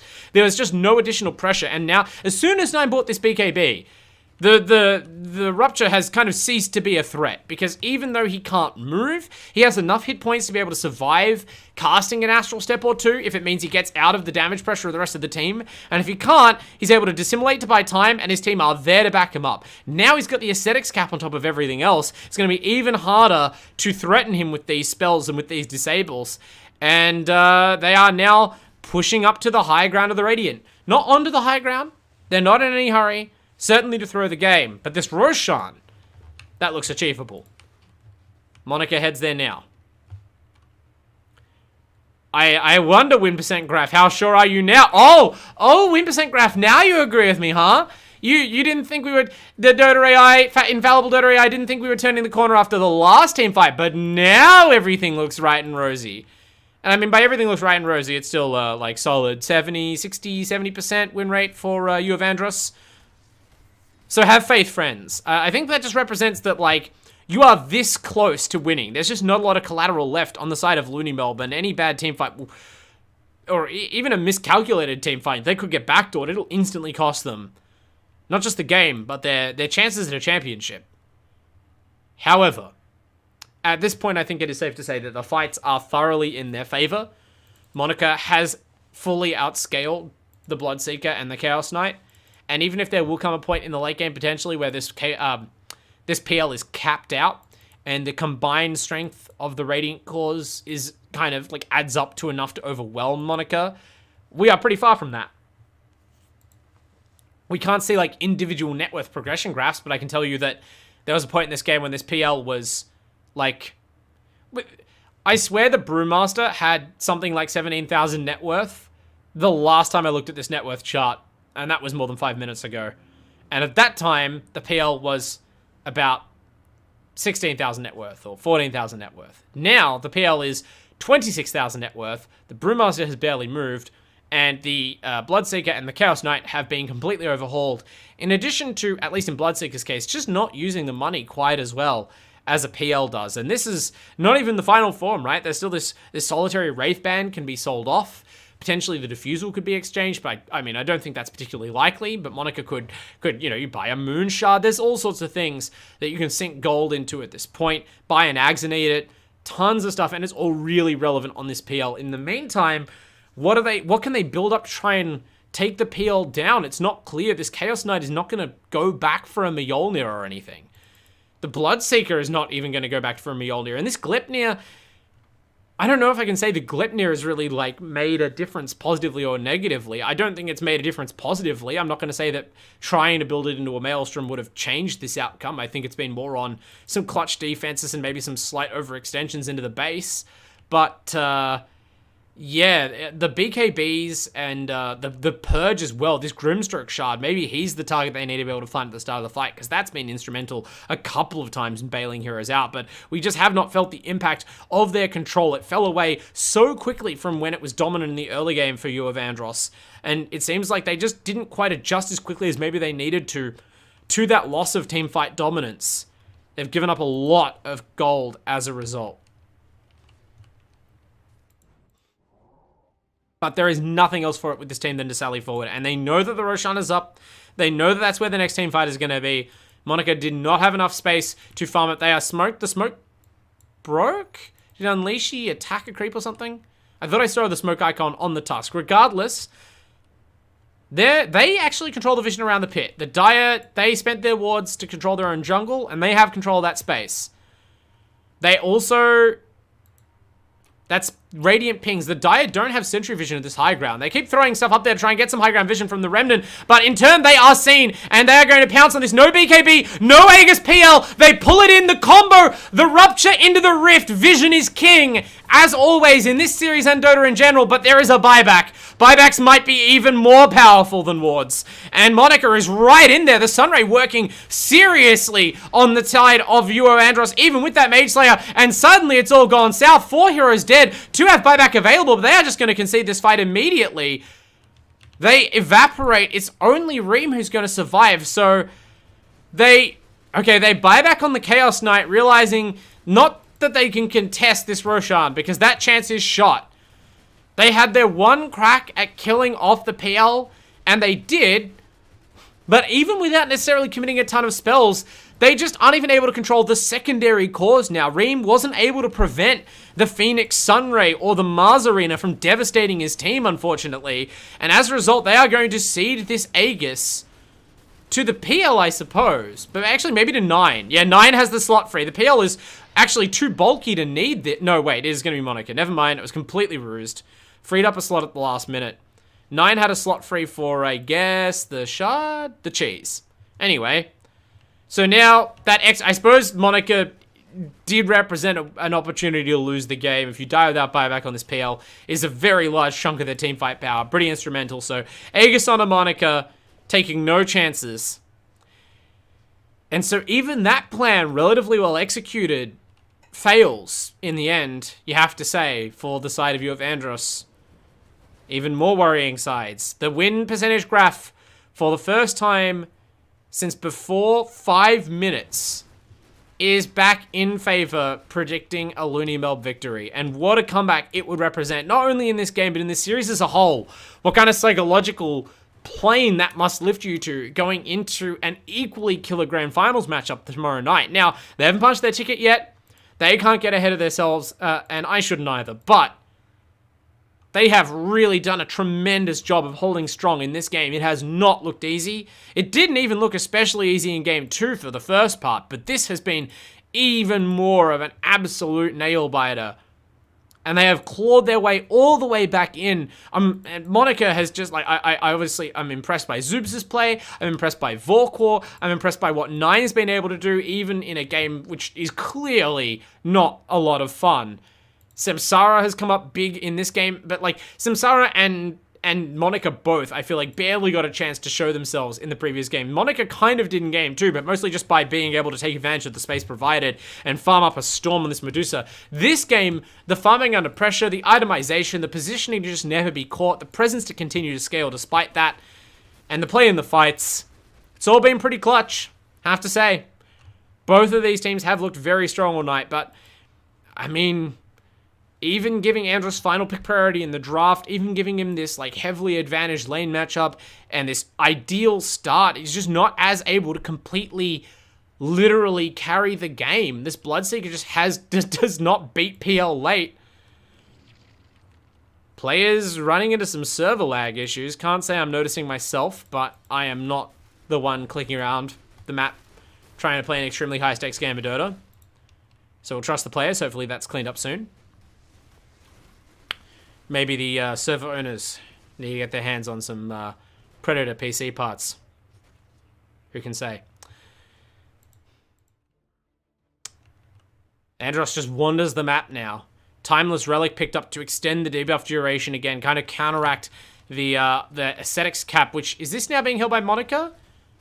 The Mars? The Phoenix has it. They're trying to make sure Zoobs has the Refresher Shard. So rocking the Aesthetics cap here. It won't quite Lincoln's blocker debuff, but it will hopefully make sure the Phoenix survives long enough to get off this Ag Supernova and then another. And how on earth can they possibly fight into double Arena, double Supernova? The answer is they probably can't. So it's time to rat.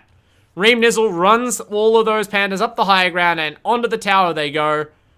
9 is responsible for coming back and clearing this up, which is a bit of an odd choice given that... Well, actually, no, he fully executes those pandas. Oh, no, the pandas just end, sorry. I was about to say, surely the Void Spirit can't kill the Earth Panda in particular that quickly, but he doesn't. Doesn't have to. And in the end, that was never going to be a real split push threat. It was enough to try and draw 9 back. They pull in Vorkwall this time. They pick a Rupture target they can actually kill, and it's a good start. But he's put in the egg! He's saved by the Phoenix! The cast range is unreal there. Is that an Aether Lens? Has to be. Nope, just cast range, I guess. Anyway, picking up the Masters, all she wrote for that team fight, it looks like, is he's now going to get off a second arena, and there's potentially a second egg on the back of this. I don't know how they can stand. So far, it's almost miraculous. They've only lost the Venge. There's going to be buybacks from both supports. The Snowball is going to save the Chaos Knight, but not the Rax. They're trying to make their buildings take the damage for them right now, and they have waited out both eggs and both arenas. The lack of a Void Spirit is really felt, and Andros actually clears up 9 pretty quick smart as he enters the fight, so that is a difference maker, and maybe that's going to trigger the retreat. Samsara might be a sacrifice on the way out. Vorkwar still looking to scrap. He has no arena, but the PL is fully screening the rest of the Radiant team and actually forces a dieback onto the Tusk. So since there's no help, it looks like Reem Nizzle's in trouble again. Has another split though. Hopefully going to be able to use this to at least escape. He wants to kill Samsara as well, and he does. There is a buyback though, so not the most important kill. Buyback actually just immediately utilized by the Grimstroke. We're at that point in the game where it's more important to get the cooldown running again, especially for the Dire. They have so little base to play with. They really can't afford to be caught without heroes in their base, and there is actually a pause. Seems like everyone's lagging. So we will take a moment, and look, I'll be honest, I don't mind the opportunity to take a breath. I don't know about you, everyone. This has been an incredible series, and what a game 3. Really can't hope for anything more. So, you know, thanks to all the players and the teams for really giving it their all. It makes me salivate at the thought of a grand final tomorrow going to be probably just as competitive for this as this. And, yeah, it's just awesome to be here casting AEL. You know, while you're here, make sure you make a note in your diary. Same AEL time, say AEL channel tomorrow. Make sure you come back for that grand final, best of 3, one of these teams against the Warrior Chads. I shouldn't get the different Chads confused. There are a lot of Chad teams here in the Uni League. We're about the point of the players are going to start telling each other to delete System 32 to fix the server lag, so hopefully they can get on with that quickly. And they do. So back to the in-game action here. As we try to close out this series, I don't blame the players for all wanting to hang on to their bases, but at some point, we gotta go home. I gotta breathe. And it would kind of suck, admittedly, if the game ended as a result of technical issues. Obviously, when you cast in the SEA region, that happens some of the time, and it's a brutal way for a good team to go out, especially after fighting so hard. So I can understand trying to hang in the game. And look, it must be said, this PL has been keeping ahead on net worth, but like there comes a time when Monica just can't keep out scaling. And crucially, this Aegis is expiring. Let's check the buyback status. Aegis is gone in 24 seconds, and there will be another 2 minutes where Monica has no buyback and no Aegis. No second life available at all. Now, There's very few players who have buybacks in the game. Phoenix does. It would be, I think, the third of the game for Zoobs.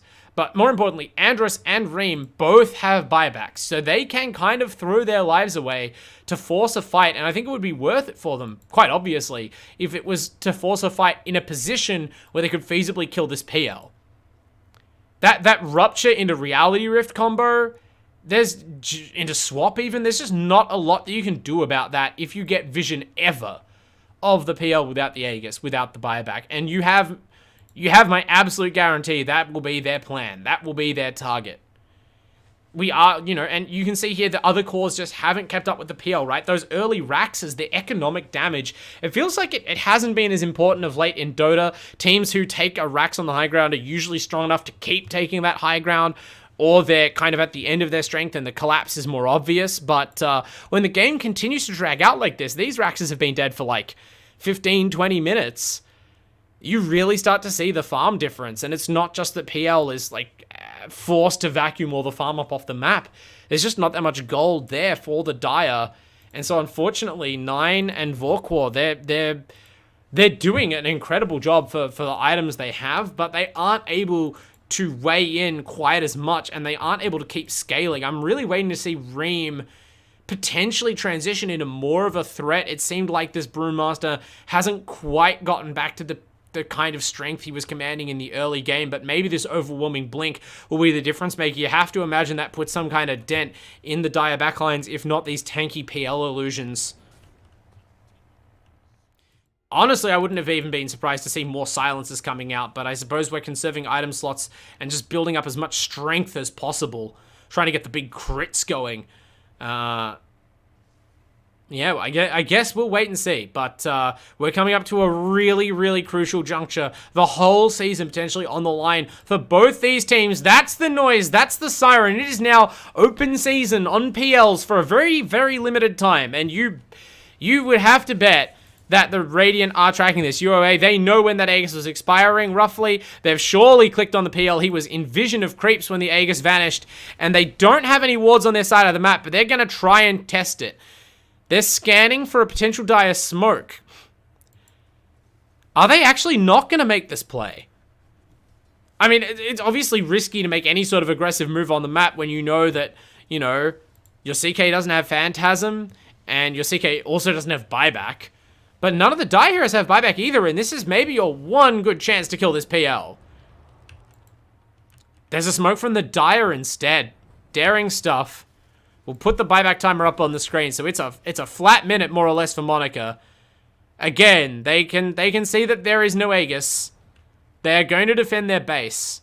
CK has buyback money, but no buyback. Potentially holding onto it instead of trying to finish an overwhelming blink of his own. Maybe that's the plan, is just mass overwhelming blinks. A courier dies. Toph had the Wraith Pact. That's such a late Wraith Pact, but also will be an even later Wraith Pact as the courier gets sniped on the way back from the secret shop. That's gotta suck. 40 seconds now until the PL has that second life security blanket back up. Roshan is a while away, but if PL gets buyback, you have to think the chances of killing Monica twice are slim, and now they're just going to fall back safely to their side of the map, and it looks like this opportunity will go begging. Whether that's because of a reluctance to fight without all tools available for the Radiant, or whether they just were never that hung up on it, whether they are... It seems like maybe they're just committed to the long-term plan. They're all going to buy overwhelming blinks. They're all going to have 1,000,000 health. They're going to completely outscale this PL. They do have the benefit of having kept their base alive. They've lost one high ground tower. They still have an outside tier 2. And that still matters to a pretty hefty degree, because it does just take an amount of time to knock these down. PL is not the ultimate building shredder. It's not like a late game Tiny with an IO. It will allow them some leeway in terms of fighting in their base, as they did in the last fight. They were able to fall back around their buildings, kind of as the Dire did to survive in the mid game, and it seems like they are content to lean on that as they're out, instead of going for an all-in play, as I suggested. This is why I am not a professional coach. Merely a caster. Just a bard.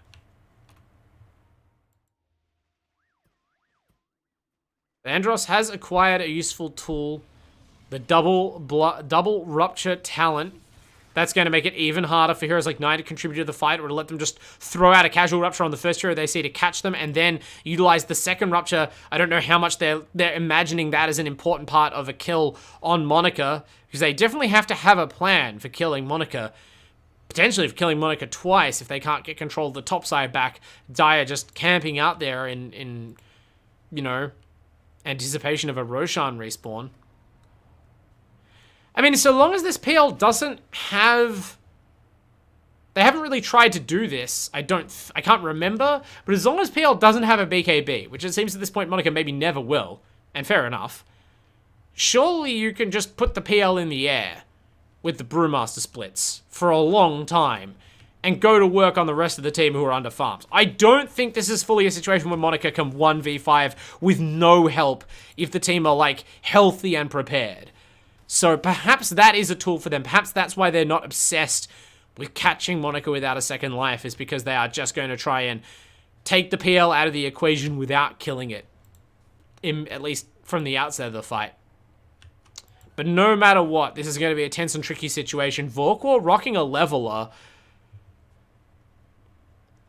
Helpful for the whole base pressure question. The strategic depth, if you want to get conceptual about it, of the Radiant. Reduced by that neutral item pickup. Trying to scan to see if I missed any other crucial ones. Obviously, the Spell Prism is a big deal on both the Void Spirit and the Brewmaster. Vengeful with the Telescope. No such Telescope on the other's team, but I'm sure they're happy to have the Aesthetics cap on their Phoenix. And, I mean, we're up to the point where Tier 5 items come out, right? Not quite. I should know this, but it's been a while since the game went this long, to be honest. Ream's caught. How much of this is planned? They isolate him. They pin him to the tree. They pin him to the wall of the arena. He is dead. Buyback's available, but yeah, that's why it would be pretty cool to have an Aesthetics cap. And, I mean, for a lot of the game, that was a bait play by the Brewmaster. He would step like that when the Venge was in position, and maybe they assumed that Venge was close enough that the Dire wouldn't be so brazen as to jump. But there is an Obs ward up on that high ground. I'm not sure if that was thrown up before or after the kill. They just take the plunge, and ultimately the Venge is not there. Ream has already brought back. He goes in. This time he gets the ult off. Has to cast it a bit earlier. There's actually a Rupture up on 9 that I missed getting cast.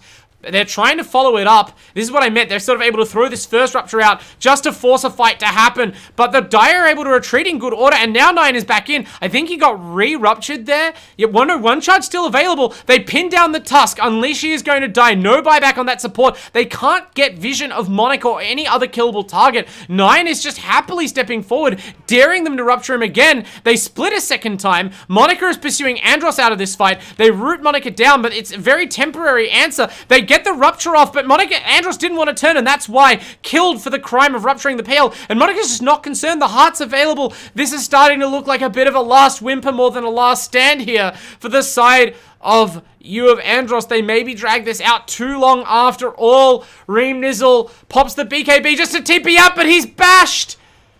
Gets a split off before another bash can come out and tries to retreat again, but that's even more resources burned. Andros now buys back. There is a Rupture charge available, but it's into 5 heroes, and they, even more dishearteningly, they did less than nothing to the Dire there. That was such a non-event of a fight for them. They had no vision. The only good fight they've taken in the last half an hour was when they got a high ground ward that was unchallenged. It let them rupture the PL, and even that was just a prelude to a buyback and them all getting wiped on the hill.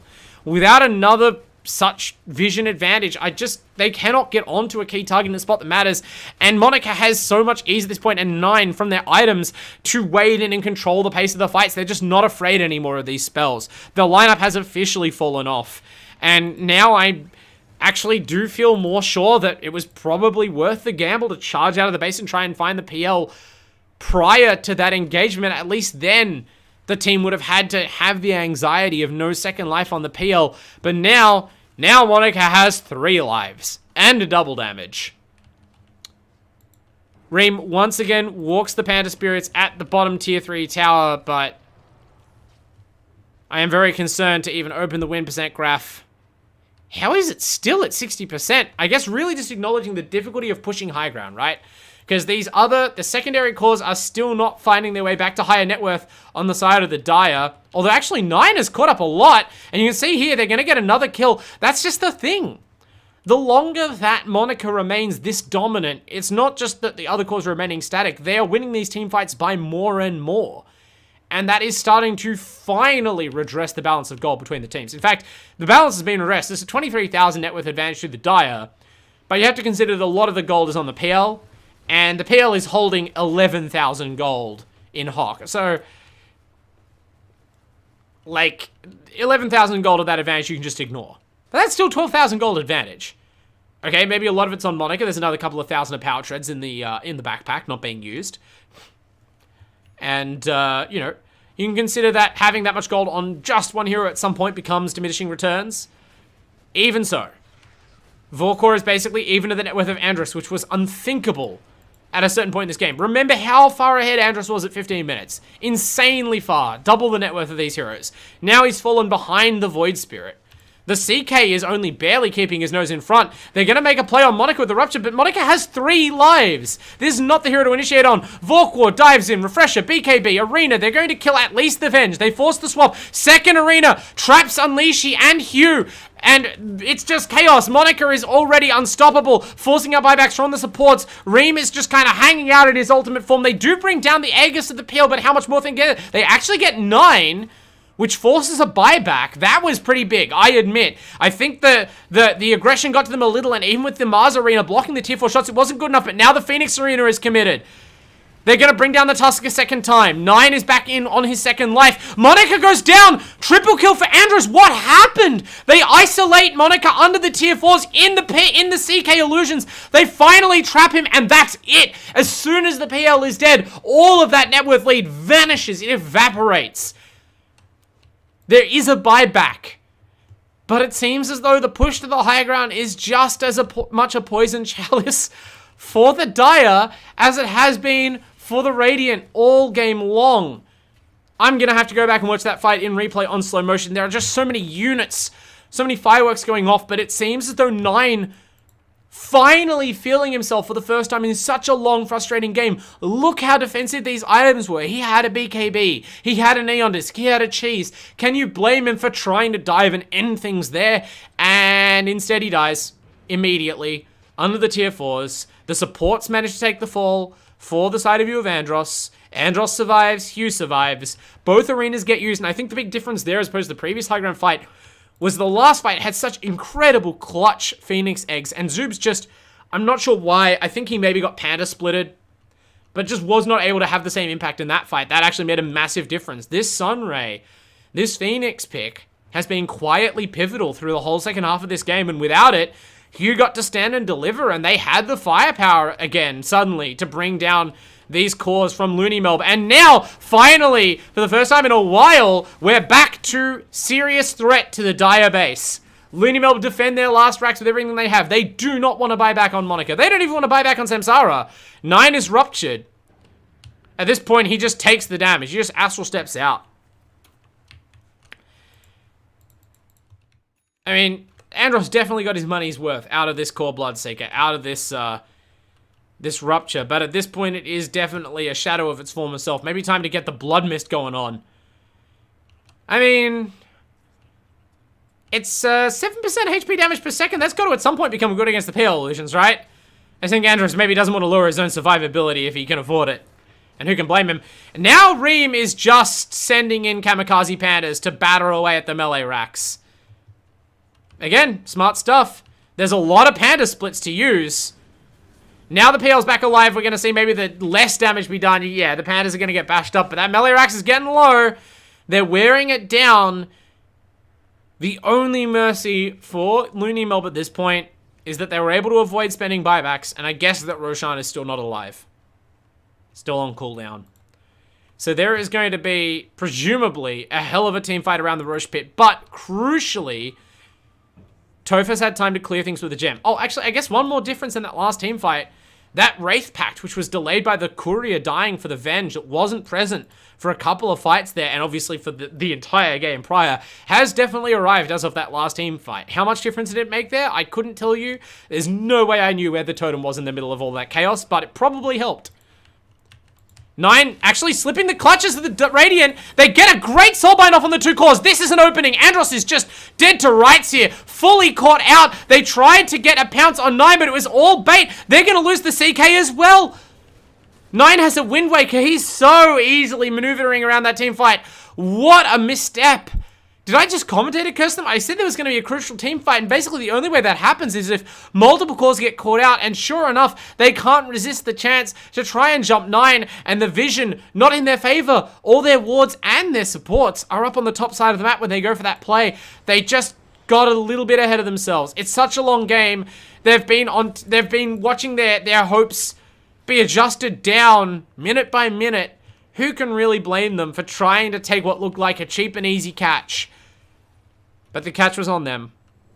And now Andros crucially has no buyback. Actually, neither of them do. And Reem has no buyback for 2 minutes. So, as much as I've been praising them for keeping their base alive, this is going to be a real challenge. Reem was pursued across the map. Tried to cut creeps behind the Dire in that spot. I don't know if there was a way for him to teleport out. His TP may not have been off cooldown at the time. That's a very costly death. Could actually be GG right here. After all of this, after a 60-minute game, after a 3-game series, after a lower bracket run, after an entire season of AEL Dota, is this how it ends for UoAndros? They have a glyph. They have Andros' buyback. It's off cooldown. He's back in with a Hex and a Refresher and the Timeless Relic to extend that Hex. That's one way to get some kills. He lets loose with the Ruptures. Not a Monitor yet. They're just taking the safe heroes they can catch. They're trying to bring down 9. They know that he bought back before. Andros is getting bashed. They're linked together again. They're just working on the Fountain, but they haven't even killed the tier 4. So actually, all of that work defending the base all this time has paid off. Someone's Aeon Disc proc somewhere. It's probably 9, to be honest. All Die Heroes are alive, but defensive tools have been expanded, and the Radiant are making full use of their Fountain. They are still only 3. They can't really commit, but they're even keeping their Venge alive, and they are delaying the fall of their throne, but for how long? The CK's isolated, he's bashed down, the Sunray from the egg is unstoppable, and ultimately that is what's going to make the difference. It's not quite over yet, but the throne is very low. There's no CK, there's no Venge, it's just Andros. The Venge spirit is down even, and Andros, he may have given this up. He's on the backlines, actually. He's trying to play with 9, but Monica is not playing with him. The throne is the target. Andros goes down. It's GG. Oh, my God. After 62 minutes, LooneyMelb, they have earned. Boy, have they earned it. Their spot in the grand finals here. If I'm peeking the mic, I'm apologizing, but you must surely have been expecting it. Look at that in the chat. Don't ever tell me that this league is secondary, that it doesn't matter. These players... At least for that match, they were into it. They were giving it their absolute all. Guts left on the floor here, and unfortunately, most of them are the guts of UoAndros. They gave it socks. They tried. Boy, did they try, but they ultimately could not carry it out. Monica clutching it with help, of course. The whole cast came together. Samsara, Zoobs, 9 rallying back. What a game. Well done, lads. I'm so happy to have been able to cast that. I hope you all enjoyed it. I hope you enjoyed the whole series. That was amazing stuff. And of course, guess what? There is no rest for the wicked. For your efforts, LooneyMelb, for your sins, you will be back here in, at this point, a bit less than 24 hours. To try and win it all against the Warrior Chads. And if the Warrior Chads were watching, maybe they're a little bit intimidated. I expect not. Not with a name like that. Not with their attitude. But man, LooneyMelb, they'll be holding their heads up high. They will be backing themselves going into this grand final matchup. And UoAndros, it was so nearly them. I can't even fully say that it was preventable, this defeat. Maybe game 2 was with better drafting or better play. Maybe this game was with some incredible level of finesse under the towers. But ultimately, LooneyMelb showed such unbelievable coolness under fire, under pressure in their base. Shoutouts to 9 in particular for absolutely fighting his way back into that game and having a huge impact by the end. I mean, you've heard me talk about this game for an hour, so I'm not going to talk anymore. I've shouted out the sponsors. We've done all that we can, but I will say before we go, make sure that if you aren't already, that you are following AEL on social media, on YouTube, on Facebook, on Twitter, on Instagram and TikTok. Do you not want more content? Are you not entertained?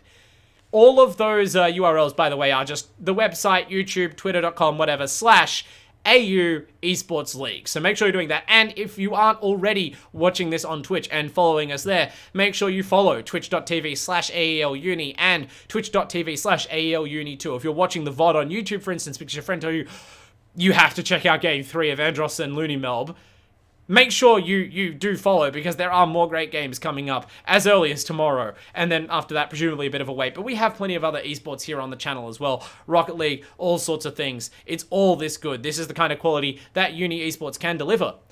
And of course, if you are interested, especially in other esports, in Dota, but also in card games, in fighting games, and everything else that I do, follow me on Twitter @AWanderingBard. That's all I'll ask. All my work is there. And we can have a nice chat about esports. You can tell me what you think of this game and my casting. I'm going to take a break, though, because I'm going to be solo casting tomorrow night as well. And I need to rest my voice in case this game happens again. I hope it will. I hope I destroy my voice tomorrow night. But hopefully you'll be there to share it with me. For now, though, good night. Get some rest, everybody. We'll be back with more quality Dota here on AEL Uni League tomorrow night.